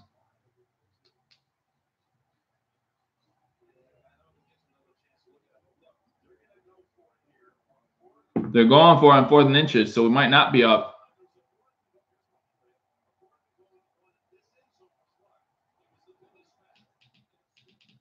Yeah, I mean, it needs to be an Allen QB sneak. Do not run back 4 yards to give this ball to Chris Ivory. Allen, touchdown. Allen's in. That's a touchdown. Jumped over the pile. Allen has his second rushing touchdown of the day. It is now 23-0 Buffalo, 12-14 to go in the second quarter. Allen has 5 rushes, 23 yards, and now 2 touchdowns. What an amazing start. What an amazing first half if you're a Bills fan. Yeah, Allen just jumps in. The moment he gets the snap, he jumps, reaches the ball over like that. Easy touchdown on 4th and goal from the half-yard line. So Allen just playing out of his mind right now. Out of his mind. If this is the Josh Allen that we drafted, first of all, I was wrong in my pre-draft QB selections. Secondly, what a great game plan. What a way to game plan for this game. I think between Dable and Coach McDermott, they've done a great job. 23-0, 12-14 to go. Hausch goes on for the extra point. And the Bills now lead 24-0 with 12-14 to go in the first half. Does Peterman mop up? No, you don't put Peterman in. This game could be 54-0 Buffalo. You kneel it 3 times with Josh Allen and then punt before you put Peterman in this game. Bills are going to lose this game. It's still possible. It's all the refs. All the refs. The refs help Cousins hold on to the ball. That's the refs. I didn't realize the refs helped Cousins hold on to the ball. I didn't realize that. I thought Cousins had something to do with hold on to the ball. The refs made the corner bite when they faked it to Ivory out of the backfield to leave Kroom wide open. That was the refs. I didn't know that. That's like Green Bay blaming the refs for a tie last week when they got Clay Matthews for that personal foul when they were still up 8 points. Come on, we're up 24-0, dude. It's not 1 or 2 calls that cost you. You know, you want to say that helmet-to-helmet hit on Allen wasn't a helmet-to-helmet, fine. You're still down 24-0. You know, why doesn't Minnesota's great defense come back from that? Don't hand me that it's all the refs. You know, that's like me saying the 47-3 the loss to the Ravens was on the refs, or the loss last week when the refs weren't that great was on the refs. It wasn't. It wasn't 3-and-out. We already had the first down. That was actually going to be the second first down that we got on that drive. So not 3-and-out. But so you're blaming the refs then, like one call and all of a sudden your team just stinks. Is that what you're saying? Because they don't look that good right now. I mean, I think you can admit that they don't look that good. Your defense, your vaunted again. I picked Minnesota to win the Super Bowl, so don't think I'm not any less surprised by this. I'm very surprised by this. Like someone said earlier, this is a trap game. You guys have the Rams Thursday. You just played Green Bay last week. Like, don't hand me it's the refs. Like, say thank you to the refs for that call on Clay Matthews, because it goes both ways, right? That Clay Matthews hit probably shouldn't have been called a penalty. It was, and I'm not saying what the refs saw is what the refs saw. That's fine, but it goes both ways. It's not like you guys never benefited from our official's call. But yeah, you're right. The refs are against you guys completely. So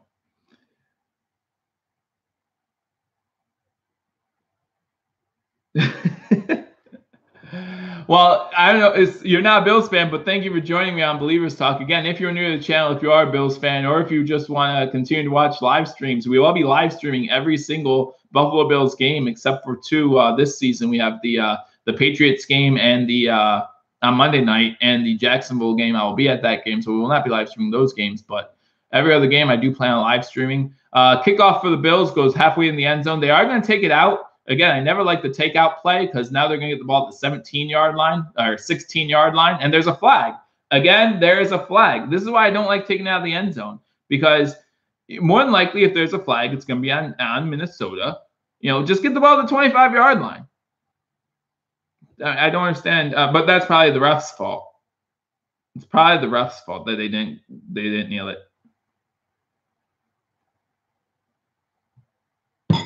So that's okay.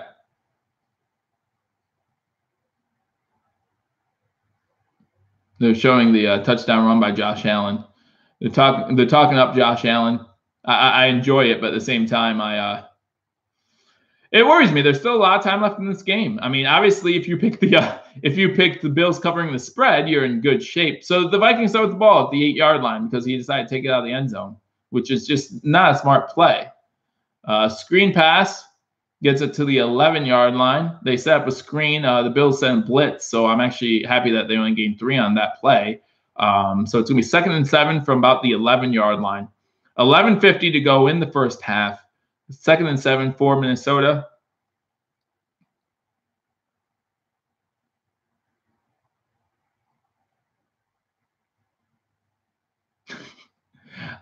Again, don't forget not to discount the Packers scoring on special teams last week.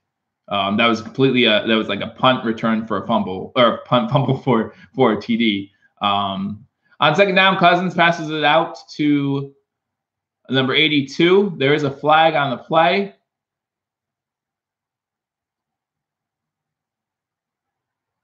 So we're waiting here on the flag. There have been a lot more penalties in this game than the first 2 for the Bills. Just overall. Oh, there was no flag on the play. CBS was wrong. Imagine. So it's going to be 3rd and 1. Cousins is in shotgun formation. We have 2 wide receivers to the top, 2 wide receivers to the bottom. Bills rush 4, and they get to Cousins with a sack.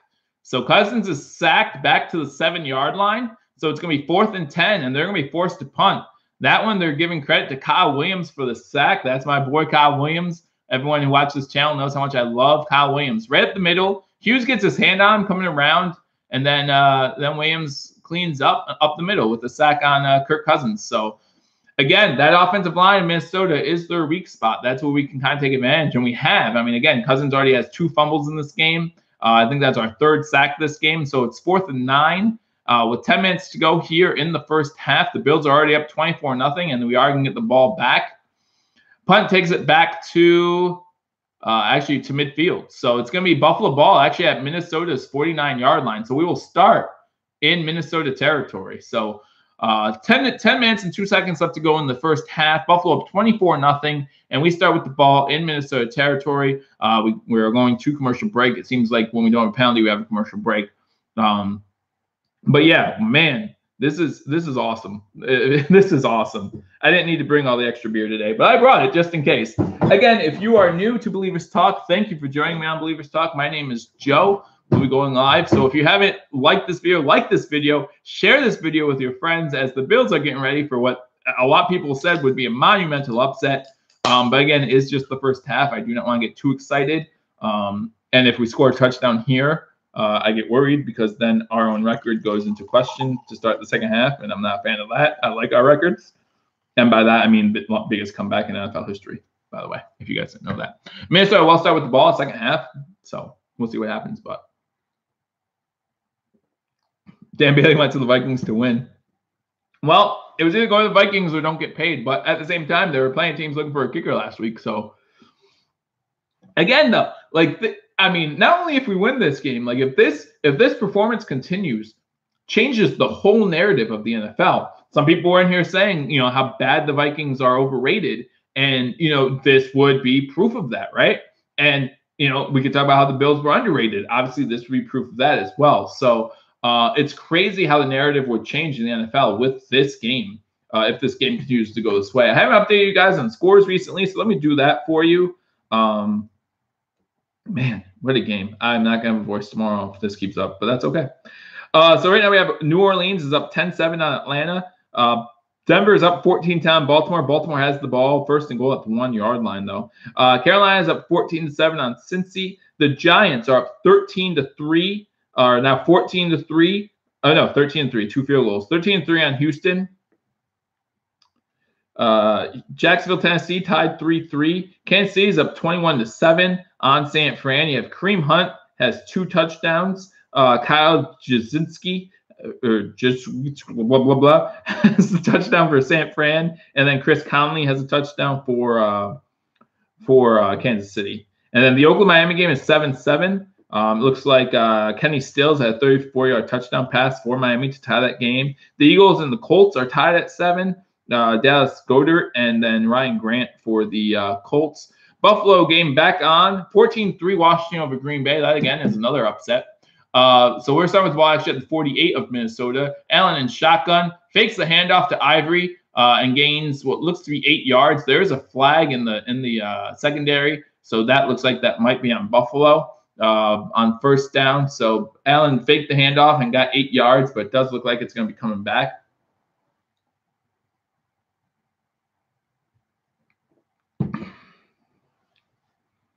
I hope football's not all you have to look forward to, but I'm glad I'm here to help you with that. Holding on the offense, number 66, 10-yard penalty. It's still going to be first down. Not the best way to start a drive, obviously. So it's going to be 1st and 20. I guess if it was downfield, it's going to be from the spot, though, right? It's not going to necessarily be 1st and 20. But we'll see where they spot it. Hey, I do the best I can. I promise.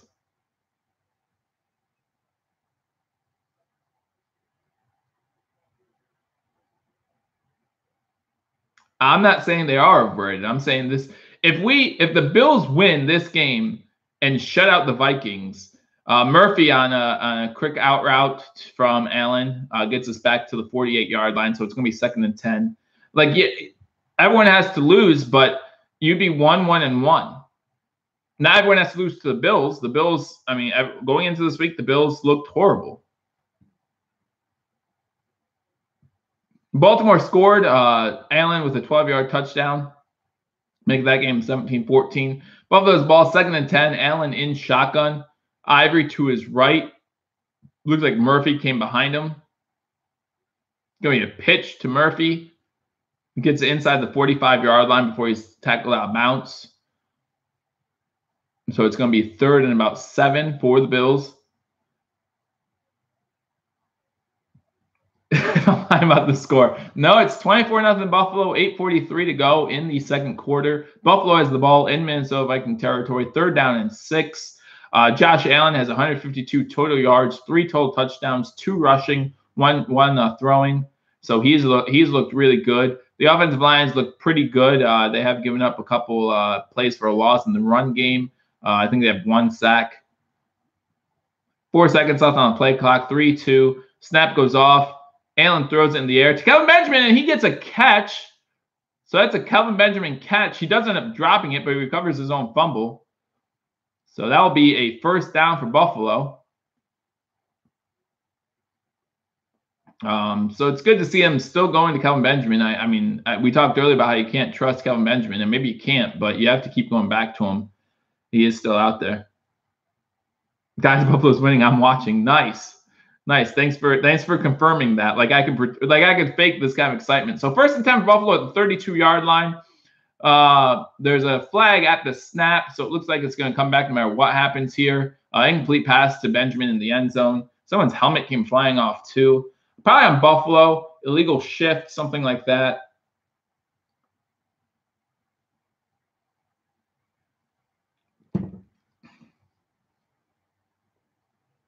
Illegal formation, Buffalo. We had 4 men in the backfield, or 5 men in the backfield. So in football, you need to have 7 men on the offensive line. Obviously, if you do some math, that means you can only have 4 men in the backfield. That's including your quarterback. So we had 5 in the backfield. So obviously we didn't have enough men on the line of scrimmage. So 24-0, 7:38 to go. It's going to be 1st and 15 for Buffalo at the 37-yard line. 3 penalties on Buffalo, 6 on Minnesota. Screen broken up at the line of scrimmage by number 91 of Minnesota. Allen got hit on the play and was down, so he had to get rid of it quickly. So it's going to bring up a 2nd and 15, 7:34 to go. Looks like the Saints scored a touchdown, maybe not. I don't know why they're showing this highlight right now. I'm not going to lie. Something about Drew Brees and passing yards, 6,300, something. I don't know. I wasn't paying that close attention. I'm too excited about this game. Eagles are up 10-7 on the Colts. Buffalo has the ball, 2nd and 15. Allen's in shotgun. Ivory to his right. 2 wide receivers to the top. A wide receiver and tight end to the bottom. Looks like going to the top of the screen. Huge catch if he got both feet in bounds. It does not look like they're saying he got both feet in bounds. That would have been Foster, who comes up limping. Last thing we need is another wide receiver to go down. He definitely got 1 foot in. Yeah, definitely out of bounds. Good call by the official. Foster did not get both feet in. Oh, no, that was Andre Holmes. I apologize. Andre Holmes did not get both feet in bounds. So it's going to be 3rd and 15.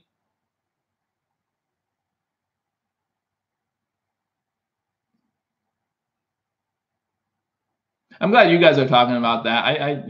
You guys talk about if Minnesota is overrated or not. I'm not. Again, I had Minnesota going to the Super Bowl, so I thought that they were going to make it pretty far.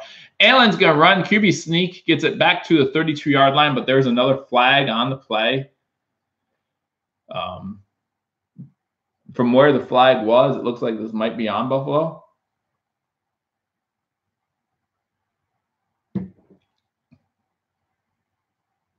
Again, another illegal formation, it looks like, penalty.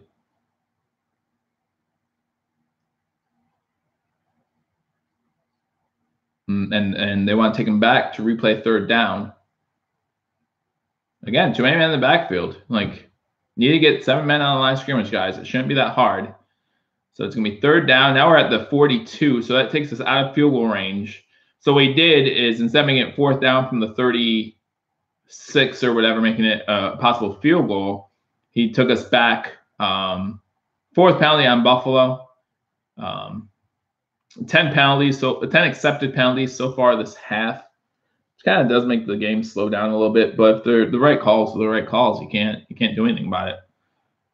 All right, so 3rd and 20 for Buffalo. At this point, you just want to try and get a field goal range again, which is what they do. A quick pass to Benjamin gets him to the 32-yard line, makes it 4th and 12. Bahauschka will come in to kick a field goal. Looks like it will be a 48-yard field goal.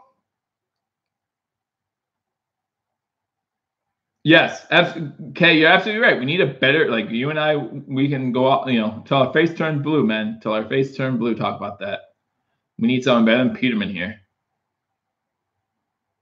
He is taking a lot of chances. Like I said, he needs to learn how to slide. Even the one, don't give me sneak, that was called back for a penalty. He dove forward, not slide. So Hauschka's field goes up, and it is good. So with 6:16 left to go in the first half, the Bills are now up 27-0 on the Minnesota Vikings. So huge statement so far by Buffalo. Probably no matter what will happen, I think we'll probably move up in the power rankings. Woo! But again, guys, it's still really early.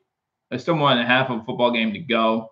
There's still plenty of time. 4 scores is not impossible in that amount of time. So Cousins is warming up in the on the sideline. So let me. Did you see week 2 kickers? Well, the week 2 kickers aren't Stephen Hauschka. So the Redskins have the ball in the red zone again. So Washington is up 14-3 on Green Bay, and the Redskins look like they're going to score again. So that's pretty impressive. Philly's up 10-7 on the Colts. Miami and Oakland are tied at 7. Oakland has the ball in the red zone. Kansas City's up 21-7 on San Fran. Jacksonville and Tennessee are still tied at 3. The Giants are beating Houston 13-3. Carolina and Cincinnati are tied at 14. Baltimore is beating Denver 17-14. And New Orleans just kicked another field goal to go up 13-7 on Atlanta. So those are the scores around the league. Going to some later games here, we got LA Chargers at LA Rams at 4 o'clock. Chicago at Arizona at 4:25. Dallas at Seattle at 4:25. I hate that 4:25 stuff, man. Just 4 or 5 is fine. I know there's TV stuff you want to get in there, and maybe that helps with like overtime. But now they cut overtime to 10 minutes instead of 15, which is why we have 2 ties already. But that's one thing I don't like. But House gets ready to kick it off. Going to kick it. Looks like into the end zone about midway. Again, they're taking it out. I've said a few times how much I hate them taking it out because now they have the ball at the 17-yard line. Like you're losing yards for your team when you take it out of the end zone. I wish there was like a stat. And I'm sure there is because people love their stats, so they make stuff up all the time of how often people get to at least the 25 once they take it out of the end zone. It's not that like it's 50% or more the other way. You don't even make it to the 25. And how many times do you make it to 25? You still get a penalty that starts you behind the 25. It just doesn't make sense. It doesn't make sense to me. Why would you take it out of the end zone? But that's just me. 1st and 10 from the 17-yard line. 6:11 to go in the half. Run play on 1st down to Murray. Gets a loss of about 2 yards. So yeah, it's going to be 2nd and 12 from the 15. Edmonds with the tackle on that one. Again, Edmonds is actually looking a little bit better in this game too, due to the 2 turnovers. The Vikings offense has actually only been on the field for 14 plays, 15. That was 15th play was right there, and we're halfway through the 2nd quarter, so haven't really been able to see our defense all that much, which is a big improvement from last 2 weeks. And again, I said in order for us to win this game, we'd have to control time possession, and we're definitely doing that at this point. Quick out route to number 14 gets him about 4 yards, so it's going to be 3rd down from the 20-yard line. The score is 24-0 Buffalo. 5:15 left to go in the first half. Buffalo did get the ball first, so Minnesota will start with the ball to start the second half. So this possession is kind of big. That 14 points, let's say they scored a touchdown on this drive, get the ball, score again, make it 27-14. That would be ideal for the Vikings. Got 3rd and 7 from the 20. Ideal for the Bills would be get off the field right here, not give Minnesota any momentum. And it's incomplete. So it looks like the Bills might be able to do that. So it's going to be 4th and 7. And again, that's 17 plays. The Bills defense has been on the field for 17 plays so far in this half. Like, it's just insane. You wonder where this has been because there's no way. I mean, again, week 1, you're talking about Nathan Peterman, right? And Nathan Peterman's just garbage, just hot garbage. He had a great preseason. And I was saying, towards the end there, after we got rid of McCarron, I was saying Peterman had to start.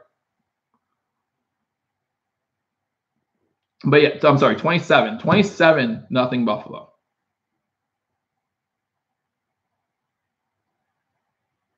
All right, we let the punt bounce, and it took a great Minnesota bounce, and it's actually going to be stopped at the 10-yard line. So Buffalo, for the first time, does not have good field position. We're going to start with the ball 1st and 10 at the 10-yard line. 4:36 to go in the first half. It is 27-0 Buffalo. But you have to wonder, where was this week 2? The Chargers are a good team, and they deserve to win the game. But we're looking really good here as far as getting pressure on Allen, even if they weren't fumbles. Even if Cousins doesn't fumble the ball, I meant Cousins, not Allen. We're still getting pressure there. We have 3 sacks, a couple QB pressures, forced them to do some overthrows. I mean, we had currently, like you said, Bryson Boyd is right. We are currently blowing them out, 27-0.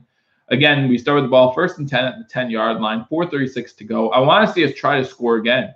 A lot of teams here would try to run out some clock, see what we could do. Minnesota has 26 total yards of offense at the moment.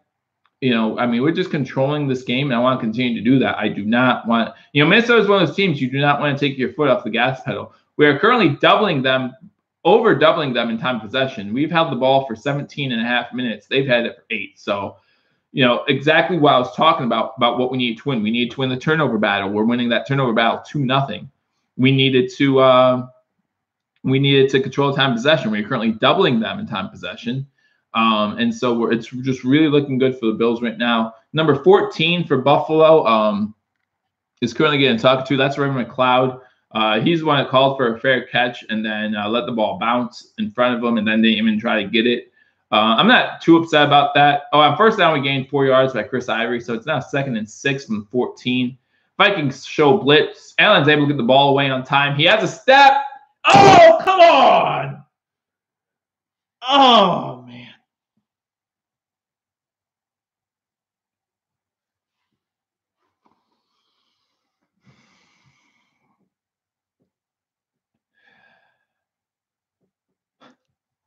Josh Allen lays a beautiful, beautiful pass into, and this is why it took me a while to say this, Robert flippin' Foster. Drops it. Drops it. Just drops it. It was beautiful. Beautiful pass by Josh Allen. Yeah, I'm sorry, Mohammed. It took me a minute to get my thoughts together. I was not happy when I found out Robert Foster made this team, and that's exactly why. You know, he looked good at times, but man. All right, Allen's flushed out of the pocket. He's going to run with it for the first down, get 7 yards to the 32-yard line. So it's going to be 1st and 10 Buffalo at the 22 with 3:43 to go. I have to get over that drop. It was a huge play. It would have been about 50 yards. And he had a step. He might have scored a touchdown. I mean, I don't know if anyone could caught him if he would have caught that in stride. And the ball was thrown to him in stride. It was pretty. You know, Allen's had 3 drops already this half. Two from Benjamin. That one by Foster, just huge.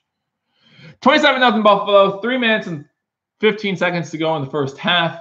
Buffalo has the ball 1st and 10. Another run by Ivory. Again, I don't want to get too conservative. We do need to run sometimes on first down. I'm not saying we don't. You know, run a nice drive. 3 minutes to go in the first half. 27-0. Yeah, I have to get over it. We're up 27-0. I really need to get over it. But man, that was sweet. That was sweet. Kirk Cousins is 6 for 10 for 24 yards. That's much better than last week for defense. All right, so 2nd and 6 from the 26-yard line. Fake handoff to Murphy. Pass is complete. And if he stays on his feet, he does for a little bit. Huge gain. Pretty big gain. 20-plus yard gain. So Holmes, who was limping earlier with a catch, his defender, it was a curl route. His defender tried to push him out of bounds, was unable to do so.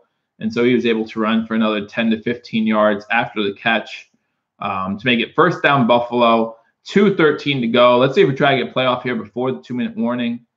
Now we are currently it doesn't look like we will. Currently at Buffalo's 48-yard line. So we're at midfield, 2 minutes to go in the first half. It becomes that time. I know you're happy. I'm trying to be happy. I should be happy. I appreciate you being here. If you're new to the channel, welcome to Believers Talk. You've heard me for a while now. If you haven't already subscribed to this channel, subscribe. We're gonna have fun every week. We're gonna live stream these Bills games. We'll do a post game, pre game shows. For every game. The only weeks I will not be live streaming is the primetime Monday night game against the Patriots. If you go over to our friends over at the Sports Freeway, they will be doing that one. That will be, I think that's week 8. And then week 11, I will not be here for the Jacksonville Jaguars game. I will be at the Jaguars game. So I might do a live stream while I'm at the stadium, but I will not be able to do a live stream here. So those 2 games I will not be here for. But for the Jaguars game, if you go over to UCF Jaguar, he has a YouTube channel. He'll be doing the same thing here that I'm doing, and he'll have that for the Jaguars Bills game. So someone else didn't put the game up. Well, welcome, Joshua Gooding. I'm glad that no one else put the game up, so you can come on here. I apologize that you can't watch the game. Again, I cannot show the game due to copyright laws and stuff like that. YouTube would shut me down. But welcome. I thank you. I'm glad I'm cool. But welcome. I appreciate you being here. Game's currently 27-0 Buffalo. Buffalo has the ball at midfield. 2 minutes to go in the first half. Crazy game so far if you're a Bills fan. Just not what you expected at all. I picking the Bills, like with the Vegas odds giving us 16.5. I take the Bills. That was the smart play. I actually had us losing 38-28. Doesn't look like that's going to happen, at least. I hope not. If we lose 38-27, that would be miserable. A miserable second half at least. But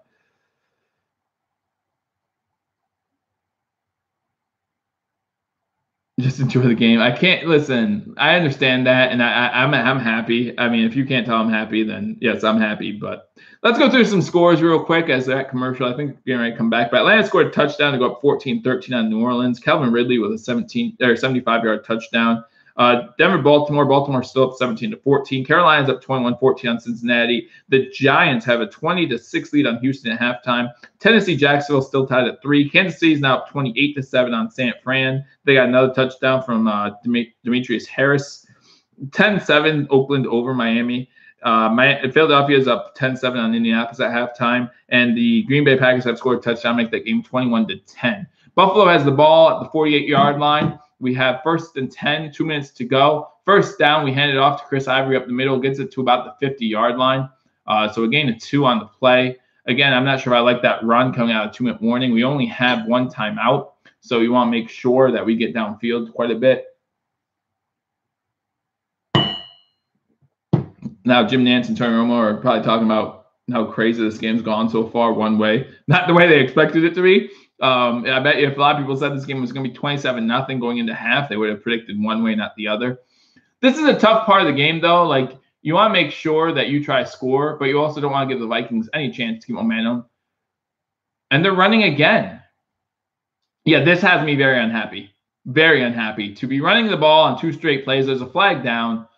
It looks like maybe another illegal formation with the way with how fast the flag came in. So 1:19 to go. Illegal formation. But that's our 3rd illegal formation of the first half. Like, come on, guys.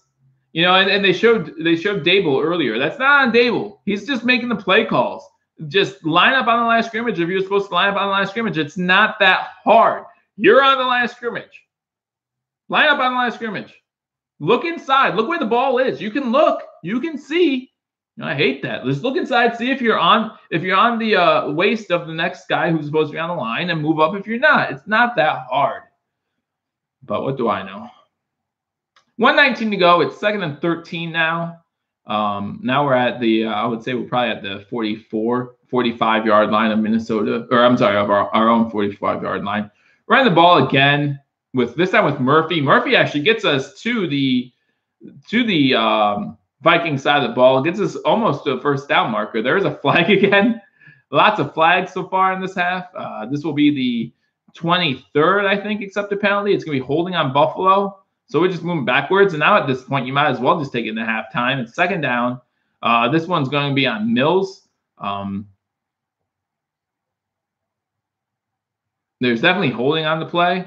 55 did a great job selling it, but I mean, there was a little hold there. Absolutely, there was a little hold there. But, man, 27-0, minute 14 to go.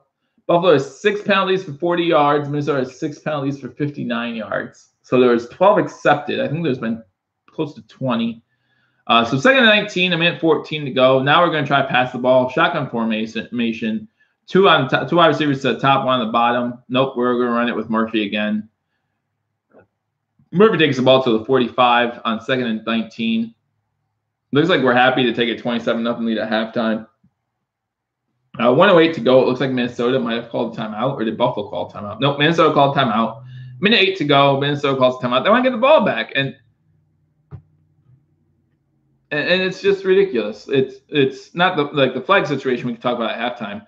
Like, why would you not try to score? If Minnesota even gets a field goal before halftime, like, that's a huge momentum shift for them.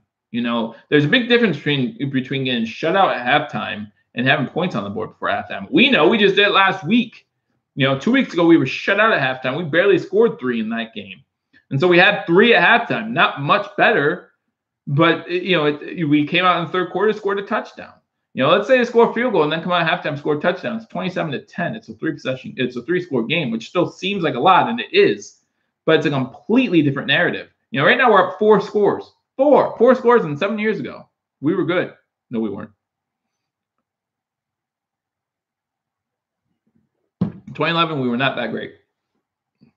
So now what happened? Now we called our timeout? Out of the Vikings timeout, we took a minute, decided, you know what, let's take our timeout. So we're not even going to try to score here.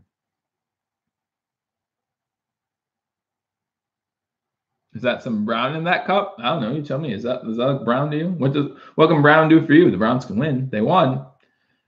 I'll say brown. Sure, we'll say brown.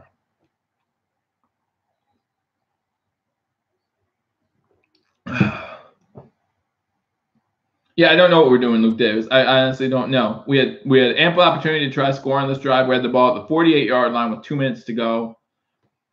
3rd and 12, shotgun formation. We're just running with Murphy. Nope, this was Ivory. Ivory gets it to midfield. They're going to call a timeout. There's a minute 4 to go. They have a timeout left. And we're just happy pinning him deep. 4th and 8. That might cause me to drink. We just completely gave up on this half. We're going into the half. Well, what we have from the 10-yard line, we had, I think it was 4 or 5 minutes left.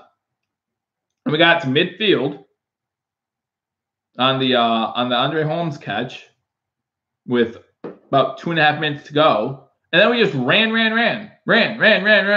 Holding. Illegal formation. If you're just going to, we might as well knelt it 3 times. Then you would have got the penalty. We'd be at the same spot. Now it's 4th and 8 instead of 4th and 10. Like, okay. But for the first time in this game, our punter comes on, kicks it deep, gets the ball. It's rolling backwards, actually. So pins him at the 19. So instead of, again, first touching, there's a bunch of. So if people do not understand how first touching works on a punt, because there was a lot of questions last week as to why Logan Thomas touched the punt inside the 5-yard line after it was saved by the Chargers. Same thing happened here. The way first touching works is if the team punting the ball touches the ball to down it, but they don't have possession of it, the other team, as long as the ball is not dead, can pick up the ball and run with it. And the worst thing that can happen is it goes back to the spot where the punting team touched it. So anyhow, 27-0, 56 seconds left. Minnesota's in shotgun from the 19-yard line. Yeah, they're winding. Humber's mad. There's an injury on the sideline, so it looks like so it was a quick out to Diggs, Stephon Diggs. Humber with a great play. Not only did he drag him out of bounds, but he actually stopped his forward progress, which means the clock keeps running. So, and he drilled him out of bounds, and we hope Diggs is all right. They had to stop the clock, but it looks like Diggs was getting up as the official stopped the clock. Humber was saying he didn't have possession the whole way through the catch. As he went down, he didn't. That was the last time out for Minnesota, though. They have to waste their timeout with an injury inside 2 minutes. So, cold piece, are you talking about the first touching rule? I'm trying to explain it best I can, I promise. Just a lot of people get confused about that when the team punting the ball is the first to touch it. But yeah, 2nd and 7. Kirk Cousins is in shotgun again. No more timeouts for Minnesota. Kirk Cousins with a pump fake. Ball is caught. Nope, Rudolph does not make the catch.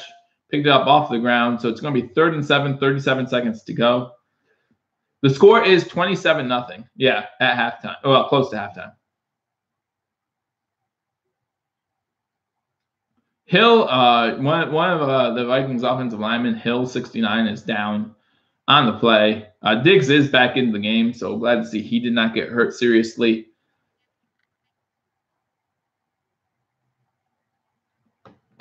Thanks, Colpiece. I try to explain things that people aren't sure about, and it's just a weird situation. Normally, when the kicking team, when the punting team downs the ball, they possess it. So you normally don't see a first touching situation.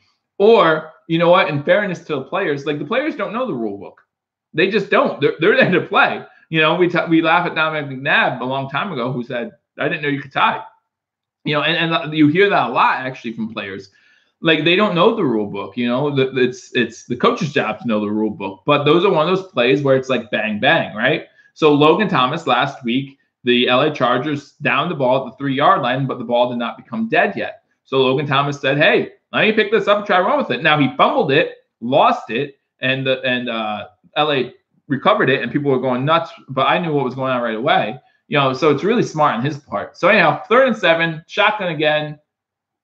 The Vikings get the first down to the 30-yard line with 30 seconds to go.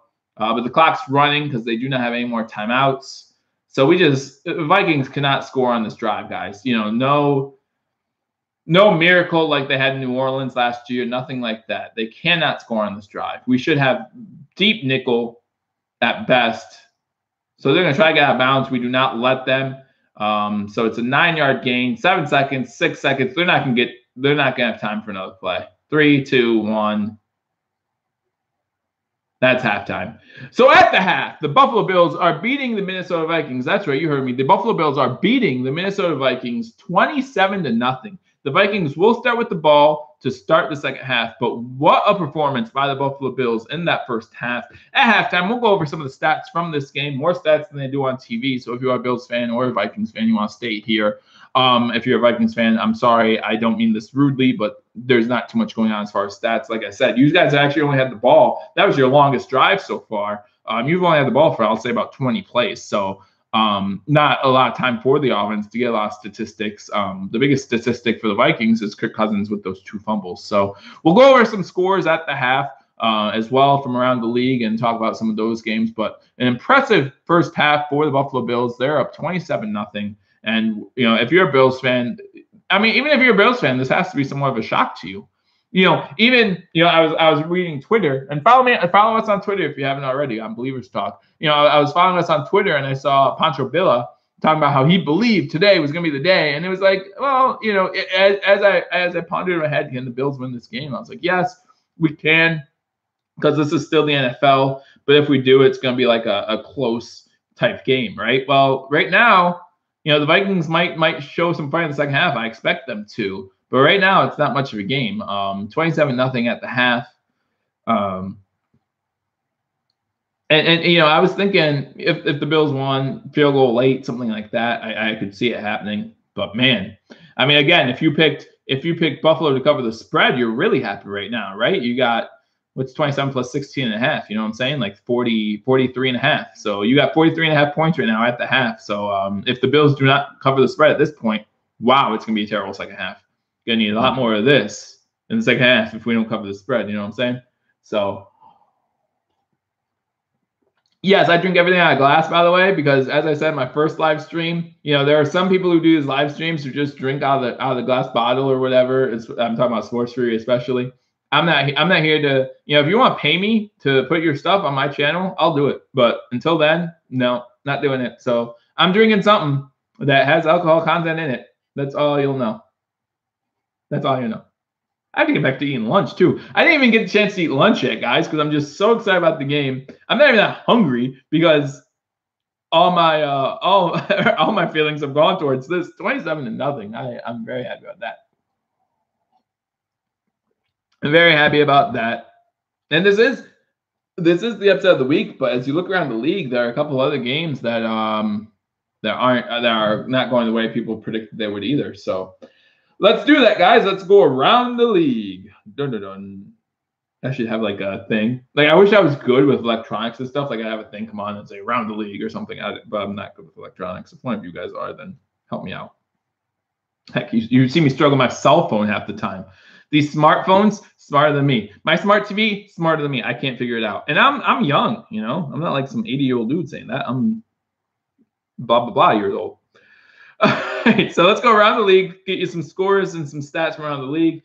The Saints went ahead and kicked the field goal right before half. So the Saints are up on the Falcons 16-14. Ted Ginn Jr. has a 4-yard touchdown pass from Drew Brees. Calvin Ridley has 2 touchdowns, one of 18 yards, one of 75 yards. And then Lutz has 3 field goals for the Saints. Denver and Baltimore. Baltimore is up 17-14. Looks like getting ready to go into halftime. Baltimore is in field goal range at the 34-yard line. So we all know Tucker's going to come in, and we all know Tucker's going to make it. So Freeman has a touchdown for Denver. Collins has a touchdown for Baltimore. Sanders has a 35-yard touchdown for Denver, and then Justin Tucker has a field goal. Allen has a 12-yard touchdown pass for Baltimore. So that's where we get 17-14. And I'll let you know when and if Tucker makes that field goal. Yeah, honestly, like I didn't even think about during the game, I haven't even thought about my suicide challenge, but I'm in a suicide pool for money, and most people picked the Vikings. in this game. And so you're talking about eliminating about 65% of the pool if they can't pull off this win here. All right, so going back, we got Carolina's up 21-14 on Cincinnati at halftime. You got Giovanni Bernard had a touchdown. Cam Newton had a 2-yard rushing touchdown. Funchess with a touchdown catch from Cam Newton. Uzoma had a 1-yard touchdown pass from Andy Dalton. CJ Uzoma. CJ Anderson had a 24-yard touchdown pass from Cam Newton. So that's how we get to 21-14 there. The Giants are up on Houston 26, and they've kicked off to start the third quarter. I know Saquon has a touchdown, and so does Rhett Ellison, 16-yard touchdown pass from Eli. So they are up 20-6. 3-3 at halftime, Jacksonville, Tennessee. Kansas City is now up 35-7 on San Fran, and that was actually one of my elimination picks. So everyone who does not make it this week, I now will, hopefully, as long as they hold on to a 35-7 lead. Sammy Watkins had a 12-yard touchdown pass in that one. That's the only score I haven't updated you guys on. Oakland's up 10-7 at halftime against Miami. And the Philadelphia Eagles are up 10-7, start third quarter against Indianapolis. And Washington's up 28-10 on Green Bay at halftime. So Adrian Peterson has a 2-yard touchdown run. Allison for Green Bay has a 64-yard touchdown pass. Crowder has a 9-yard touchdown reception. Adrian Peterson has another touchdown run, and Richardson Jr. had the first touchdown. We talked about that. So, wow, guys. If you are here, thank you for joining me on Believers Talk. Again, if you haven't shared this video, share this video, man. It's going to be a fun second half. I think Minnesota's going to come out and try to, fight back a little bit. 27-point cushion sounds great, and it is great, but we'll see what happens here. I'd hate to lose this game 28-27. Again, that would be a very depressing second half. But, man, Josh Allen's looking good. This Bills team is looking really good. Doesn't matter who they're playing right now. Patrick Mahomes already has 252 yards passing, and that's at the half. That's crazy. But anyway, let's go over some stats at the half. Whew. Josh Allen. Let's start with Minnesota. I've started with Bills last 2 weeks. I've started with the losing team last 2 weeks. Let's start with the losing team this week. Kirk Cousins is 9-14 for 44 yards. He's been sacked 3 times, 2 times forced fumbles that the Bills have recovered. Boone has two rushing attempts for 11 yards, and Murray has 2 rushing attempts for 1 yard. So again, man, our rush defense has been playing really well so far this year. Gordon beat us on the outside a couple of times last week, but man, that inside, everyone's talking about how Starla Tulane doesn't have sacks. Well, Starla Tulane was not brought here to get sacks. He was brought here to get that inside of the field kind of where it needs to be. The inside defensive tackle, and man, he's done that job really well. As far as receiving goes, Thielen has 3 receptions for 22 yards. Diggs has 3 receptions for 10 yards. Kyle Rudolph has a reception for 6 yards. Latavius Murray has a reception for 3 yards. And Treadwell has a reception for 3 yards. Kick returns, Hughes and Robinson both have a kick return or 2. Hughes has 2 for 38. Robinson has 1 for 21. Punts, Wiles had to punt 3 times for 140 yards total. That's a 47-yard average. 70 was as long on the one that kept bouncing. So that's been about it for the Vikings. Now let's go on to the Buffalo Bills, the team that is up 27-0 at halftime. Man, is this you just think man, I can't wait. If we hold on to win this game, not even hold on to win this game, if we win this game, that brings a whole meaning to this season, doesn't it? Doesn't it? It's not just the season about building around Josh Allen. The future is now, right? I don't know, guys. Josh Allen is 12 for 19 for 172 passing yards and a touchdown. He's been sacked once. He has 7 rush attempts for 37 yards and 2 touchdowns. He's also our leading rusher with those 7 rushes for 37 yards, 2 touchdowns. Chris Ivory has ran the ball 10 times for 27 yards, and Marcus Murphy has ran the ball 4 times for 16 yards. Again, I want to see more from Marcus Murphy. But, however, I say that 21 rush attempts in the first half is great. And that's where we want to be. 21. It's going to be 42 rush attempts for this game, and I think that's where we want to be. Chris Ivory is our leading receiver. That one huge catch down the field. He has 3 receptions for 70 yards. Kroom has that one big 26-yard touchdown catch, so he's our second leading receiver. Holmes has 2 catches for 25 yards. Benjamin 2 for 23. He has those 2 drops that just sting me the wrong way. I mean, this game could be 30-0 if he catches that one in the end zone there. But again, we are up 27-0, so I'll hold off on my criticisms. Clay has 2 catches for 18 yards. McLeod has a catch for 6 yards. He actually had the first catch of the game. I haven't heard anything from him since, other than when he let that punt get by him. He got a good talking to from Sean McDermott on the sideline. And Marcus Murphy has a catch for 4 yards. Hauschka has 2 for 2 on field goals, 3 for 3 on extra points. He has a 50-yard field goal. Bajorges, our punter, only has 1 punt. It was for only 31 yards, but it was inside the 20. So, you have to give him credit for that. And it did bounce forward. So, I think it got to like the 11 and then bounced back to the 19. So that's where the Bills downed it. As far as defense, we have a couple sacks, a couple forced fumbles. Kyle Williams has a sack, Trent Murphy has a sack, and Hughes has a sack. And both Trent Murphy and Jerry Hughes have a forced fumble. Forced fumbles recovered. One was by Milano. Who was the other one by? Why doesn't it show me who the other one was by? Who was the other forced fumble recovered by? Milano recovered the one. There were 2, obviously. Alexander recovered the other, right? Yeah. He's the guy I'm missing. I haven't seen him on this stat sheet for some reason. But yeah, Alexander had the other. So we would need multiple defensive touchdowns. I said we should get a defensive touchdown or special teams touchdown to start the stream. I did say that. And we didn't get that yet, and I'm not going back on that. Obviously, I did say that, but we basically got. If you told me we got two forced fumbles inside the 25-yard line, then I would have said, well, that's the defense pretty much scoring for us, right? That one field goal obviously was not much happened on that drive as far as us moving the ball. Again, that's on Kelvin Benjamin. He needs to catch that ball inside the 5. He needs to. But we still got the field goal, so that's pretty awesome. 27-0. You can't ask for a better first half if you're a Bills fan. Just really couldn't. Oh man.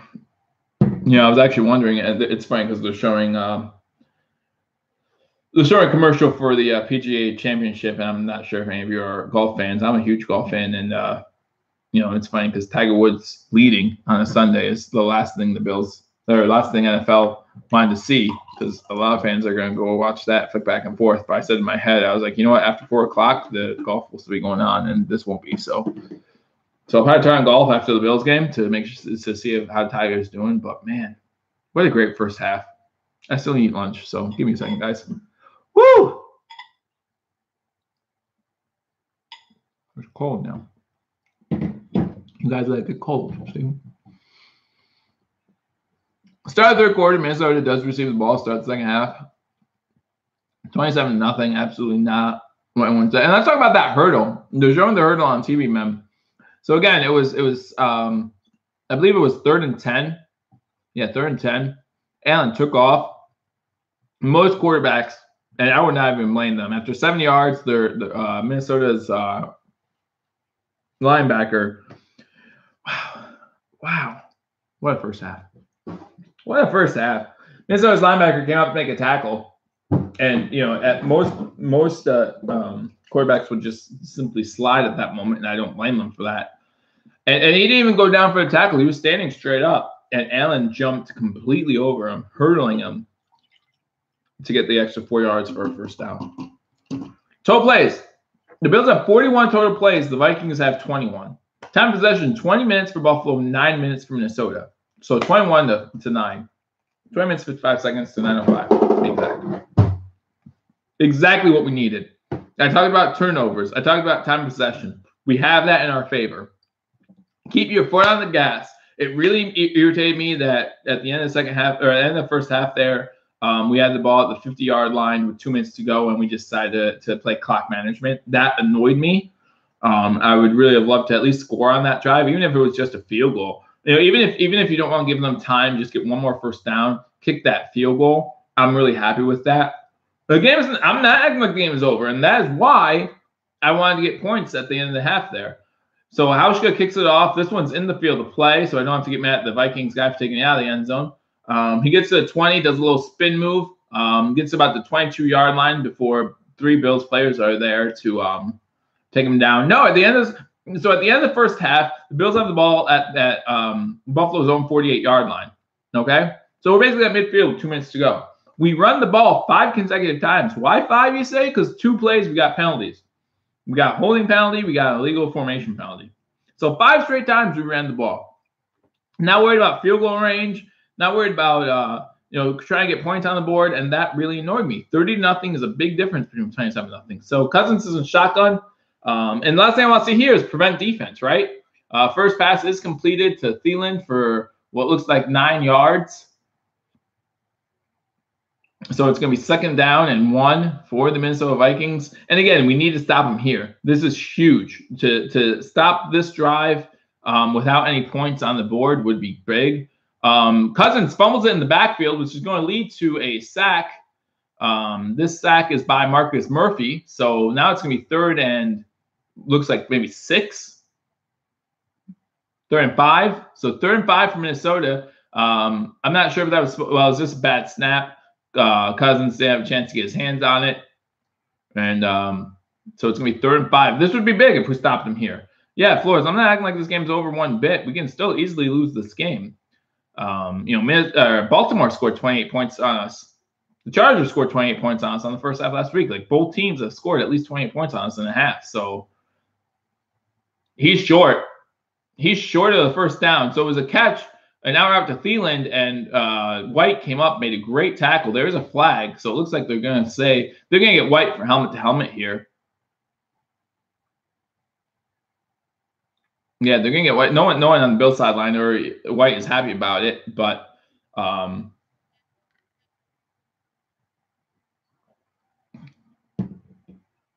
they're going to get it. I disagree with it, but I think.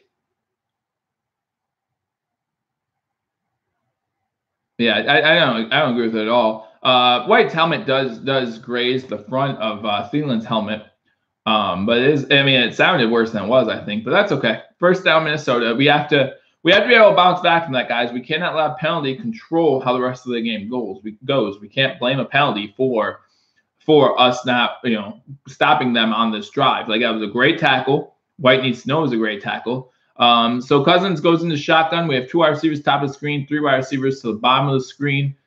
He's alone in the backfield. So 1st and 10 from the 46 of Buffalo. First down, completion to Thielen again. It's about the 49 before Hyde wraps him up and takes him down. So it's going to be 2nd down and about 8. We're going to come back. You could. You guys have the offense to do it. Again, you guys have looked decent these first 2 weeks. So. But we'll see. We'll see. Again, if you're a Bills fan, obviously you want to get a win. Every week it seems like it gets worse and worse for Buffalo. And I think allowing a comeback here, even though we scored 27 points against the Vikings, and at the end of the day, that sounds great and all. Like, if we let you guys come back and win, it just will leave a terrible taste in our mouth. Out of the backfield, number 44 goes into motion, comes to the bottom of the screen, catches the ball, but does not get much on the play. So it's going to be 3rd down. He might have got a yard on the play. Mariota is playing in the Titans game. The Titans are up 6-3 on the Jaguars. Gabbert left in the first quarter, concussion protocol, I guess. So it's 6-3 Tennessee. 10 minutes to go in the 3rd quarter in that game. The Minnesota Vikings have still not had a play in Buffalo territory, and this play is starting at the 50-yard line. It's going to be 3rd and 6 for the Vikings. Cousins in shotgun formation has a running back to his right. Running back picks up the blitz, but that's not good enough as the Bills get another sack. So he picked up the initial blitz by Milano, but Milano shook him off and came in and got Cousins to force a 4th down. This is going to be 4th and long for the Vikings. They are going to be forced to punt the ball. That's huge. Bills are winning 27-0. I don't see the time they're showing an instant replay, so I'll get the time in a second. But yeah, Jerry Hughes was coming across, doesn't get there, but Milano gets there. For another sack. That's our 4th sack of the day. It's going to be 4th and 14, 11:50 to go in the 3rd quarter. Bills are up 27-0, and Minnesota is forced to punt. That was a huge possession. To be able to stop them and not let them score is huge on that play. So a punt for Minnesota. Buffalo lets it go behind them, and it will be a touchback. So Buffalo will have the ball 1st and 10 at the 20-yard line with 11:38 to go in the 3rd quarter. So I think if you're Minnesota, you really want to score on that first possession, coming out down 27-0. Us stopping them from scoring on that possession is huge, especially if you look at time of possession. If you look at time of possession, if we can hold this ball, get a few first downs, big change in the game. Big change in the game. So 27-0 Buffalo. Again, if you're a Bills fan, you're excited. If you're not Bills fan, if you're a Vikings fan, this is not the outcome you wanted, or not the I don't want to say outcome because obviously the game's not over yet, but not the start you wanted at least. They had a first down on a 15-yard penalty on Tre'Davious White. Some would say it was a questionable call. The Bills sideline was obviously very upset about it, but I think we did a good job recovering from it and forcing them to go 3 and out on their next possession, or not, like stopping them on the next one before they got another first down. So 1 first down because of penalty on that one, because that would have been 4th down but we were on 4th and inches, so we either went for it at this junction of the game, down 27-0. I'm not sure if they went for it or if they were punted at that point, but still, they still have yet to have a down in Buffalo on Buffalo's side of the ball. So I think that's pretty impressive, pretty telling. This is the defense I really expected to see this whole season. When in the preseason I said we could have a top 10 defense, this is what I expected. I didn't expect the 47-3 shellacking we took from the Baltimore Ravens, and a lot of that was not our defense's fault, I believe. But there was still some of it that absolutely was our defense's fault. And then week two, obviously that second half we played a lot better. Second half we only had 3 points. So Trey is a top 3 corner. I'm not going to disagree with you.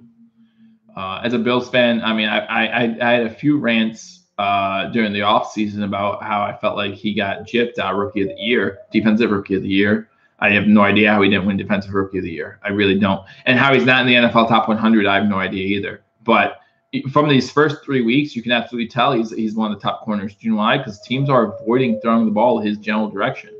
Who got beat a lot week 1? Gaines. Who got beat a lot week 2? Vontae Davis. Well, until he went out. And then he went out, and guess what happened in the second half? We didn't allow a touchdown. So, all right, Buffalo starts with the ball. 11:38 to go. 1st and 10 at the 20-yard line. Allen is in behind under center. We have an I formation. Allen fumbles the snap, does get it back, so it's going to be a loss of 3 yards on 1st down. I'm not sure. I'll have to watch the replay as far as what happened there. As far as Allen's coming back saying my bad, but you want to say that to Bodine no matter what happens. Again, if you guys are just joining me here, Bodine is in at center instead of Groy. We did move Groy to tackle. We're going to watch a free Bills game. I'm not sure where you can stream this. I will not show the game due to YouTube restrictions and copyrights. They will shut down my channel, and I'm not a fan of having my channel shut down. So, again, I formation, 2nd and 12. Fake handoff to Ivory, and it looks like Allen's going to go down for a sack back to the 11-yard line.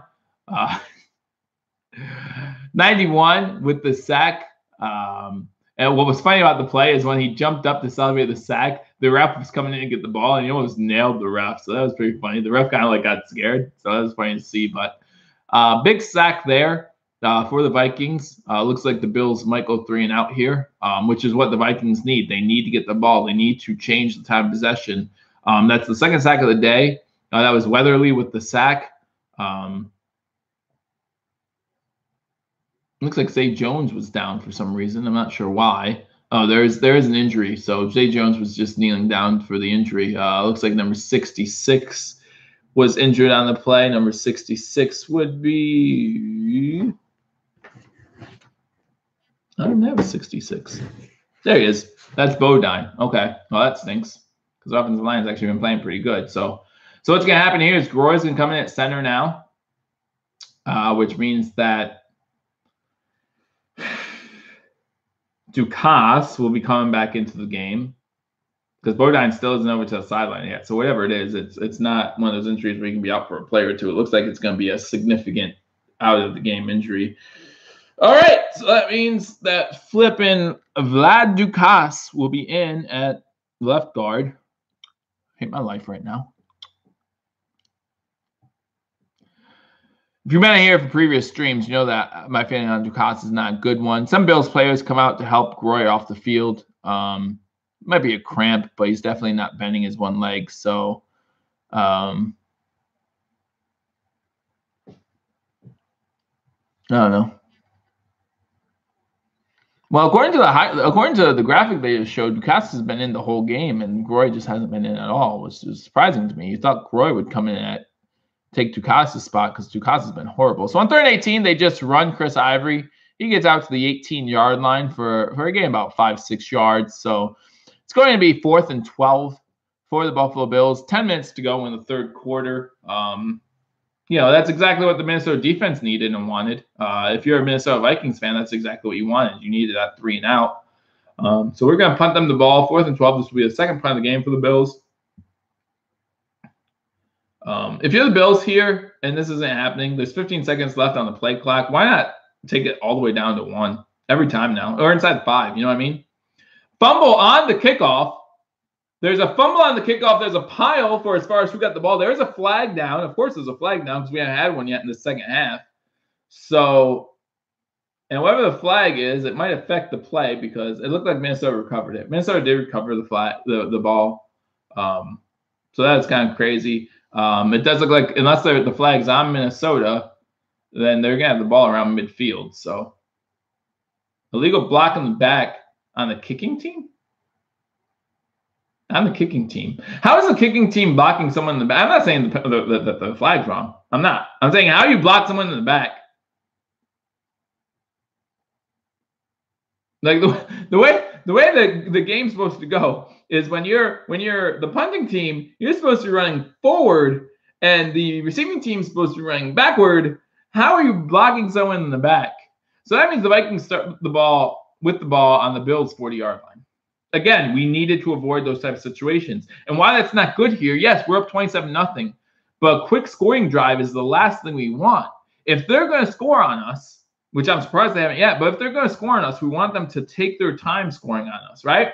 We don't want quick scoring drives. What's to stop them from having a 40-yard touchdown right here? All of a sudden, it's 27-7, which, again, you say, okay, that's still a 3-possession game, and you're right, but we want to keep it as big of a margin for as long as possible. The Vikings are going to come back. They're going to try to make a comeback, and the last thing they need is like a quick score to give them that quick momentum, right?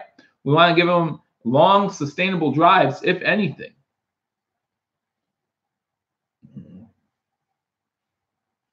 Why do we hold on to who? Dukas? I have no idea.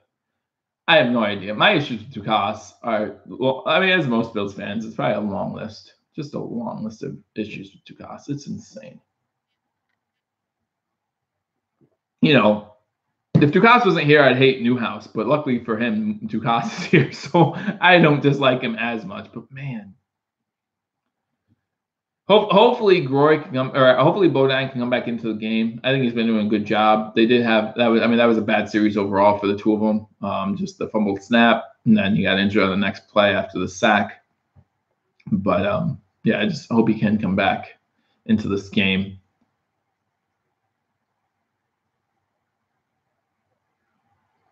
If the Bills score again, it's over. Yeah, you're right. Without Minnesota scoring, if the Bills go up 34-0 at this point in the game, the game's over. But 27-0 is not. Now, even if you make it 30-0, it's pretty close to over. But at this point in the game, I'm just not excited about the idea of Minnesota coming back. I'm excited we're up 27-0, but I really don't want to. You know, if we're up 27-0 in the fourth quarter with 3 minutes to go, and you want to start playing prevent, that's fine. But right now, I hate prevent defense. We do have that big nickel package that I know he likes to run, so maybe that will be it. So we come back from commercial. The Vikings start with the ball on Buffalo's 42-yard line, 1st and 10. Cousins is in shotgun, run back to his left, back to pass, throws it long. Oh, and they almost had it. They almost had a 42-yard touchdown on the first play.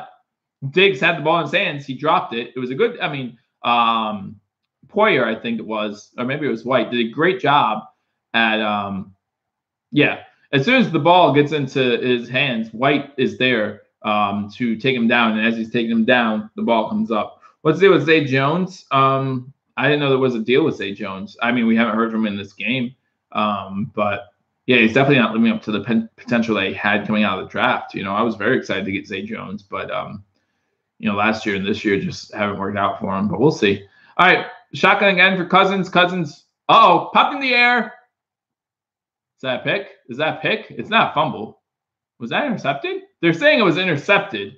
I find that hard to believe, but they're saying Milano came up with the interception.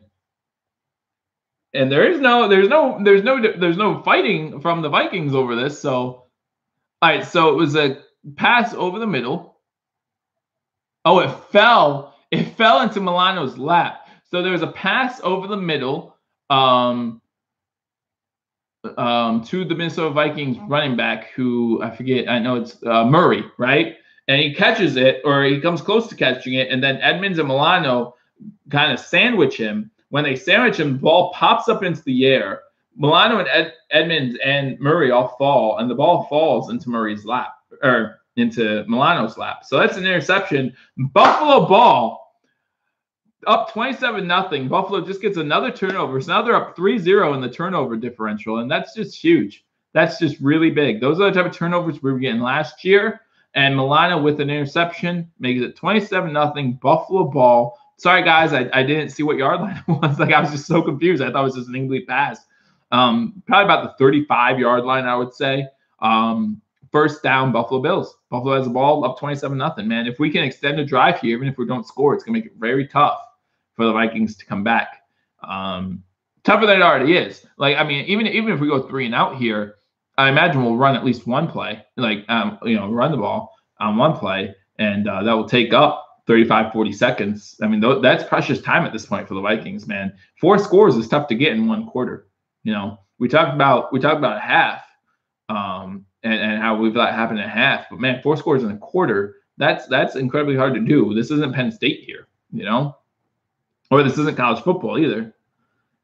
So let me give you some scores from around the league. I know I didn't at the last commercial break, so I apologize for that. But let's see what we can do here as far as scores. Bills are up 27-0. Atlanta's up 21-16 on New Orleans, and Atlanta has the ball. Denver's down against Baltimore at Baltimore 20-14. Carolina's up on Cincinnati 28-14. The Giants are up 20-9 now on Houston. Jacksonville is still down to Tennessee 6-3. Kansas City's up 35-10 on San Fran. Oakland's up Miami 10-7. Philadelphia is now losing to Indianapolis 13-10. However, Philly has the ball in the red zone. And then Green Bay is now down 28-16. They probably went for 2 and missed it. Oh, no, they just scored the touchdown. Devontae Adams with the touchdown to make it 28-16. Green Bay with 7:58 left to go in that game. So Green Bay is trying to make a comeback. Obviously, Minnesota's going to try to make a comeback here. Not going that well for them so far. And if you're a Bills fan, you're very happy about that. Looks like Philadelphia is, like I said, in the red zone, down 13-10. So looks like they're reviewing the interception. Are they? There's nothing to review. It's definitely an interception. I mean, they review every turnover. So no, Bills have the ball. It's at the 34-yard line, so it's close. 1st and 10 Buffalo.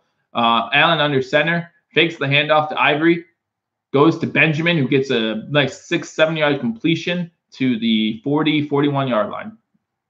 So on first down, that's what we want. I want 6-7 yard completions. You don't need to go long every play, and you don't need to run on first down every play, but get 6-7 yards. Make second and third down manageable. That's what's important here.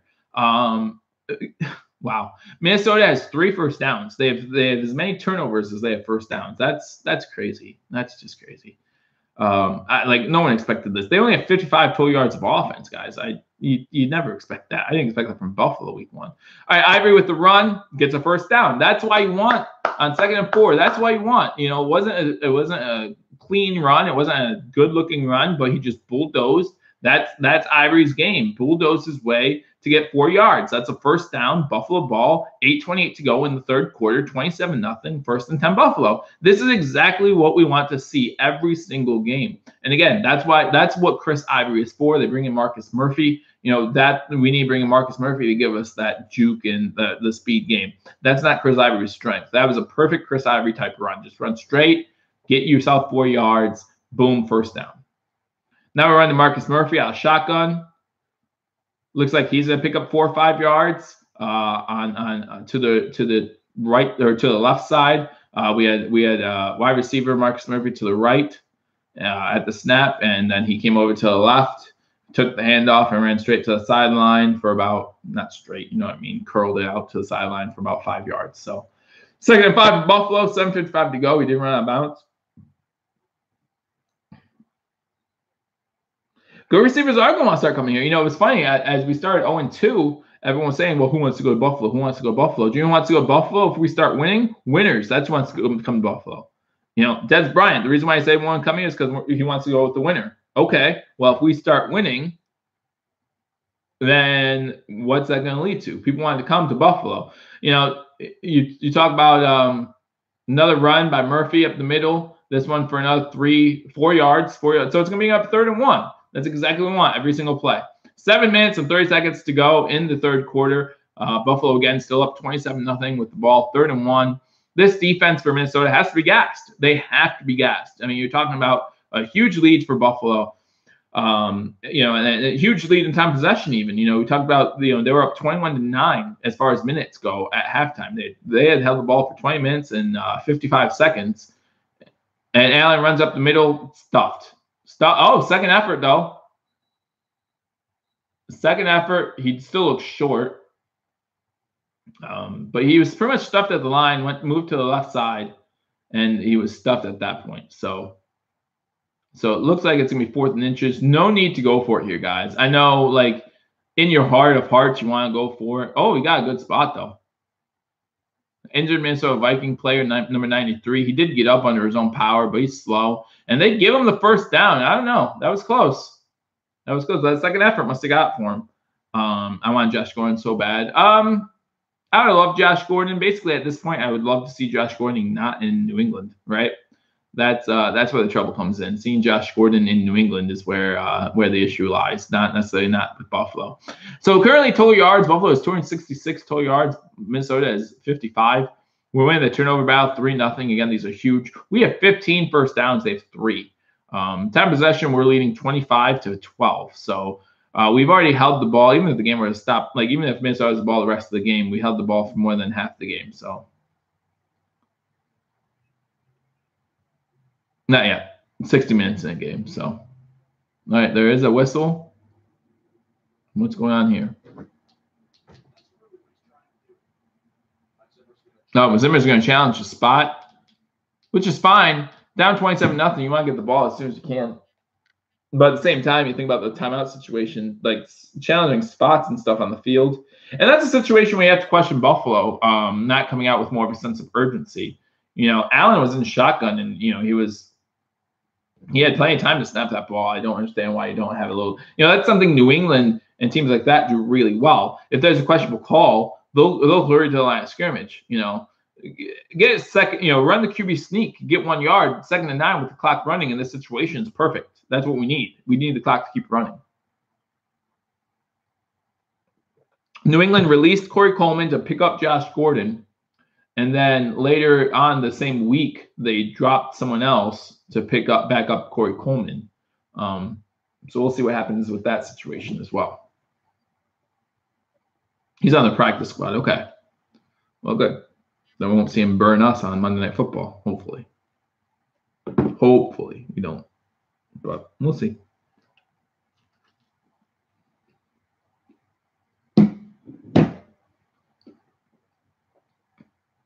We didn't see a good angle of it, but who's to say they don't have a good angle? You know, we only saw the 1 camera angle of it. I don't know if they have a good angle of it.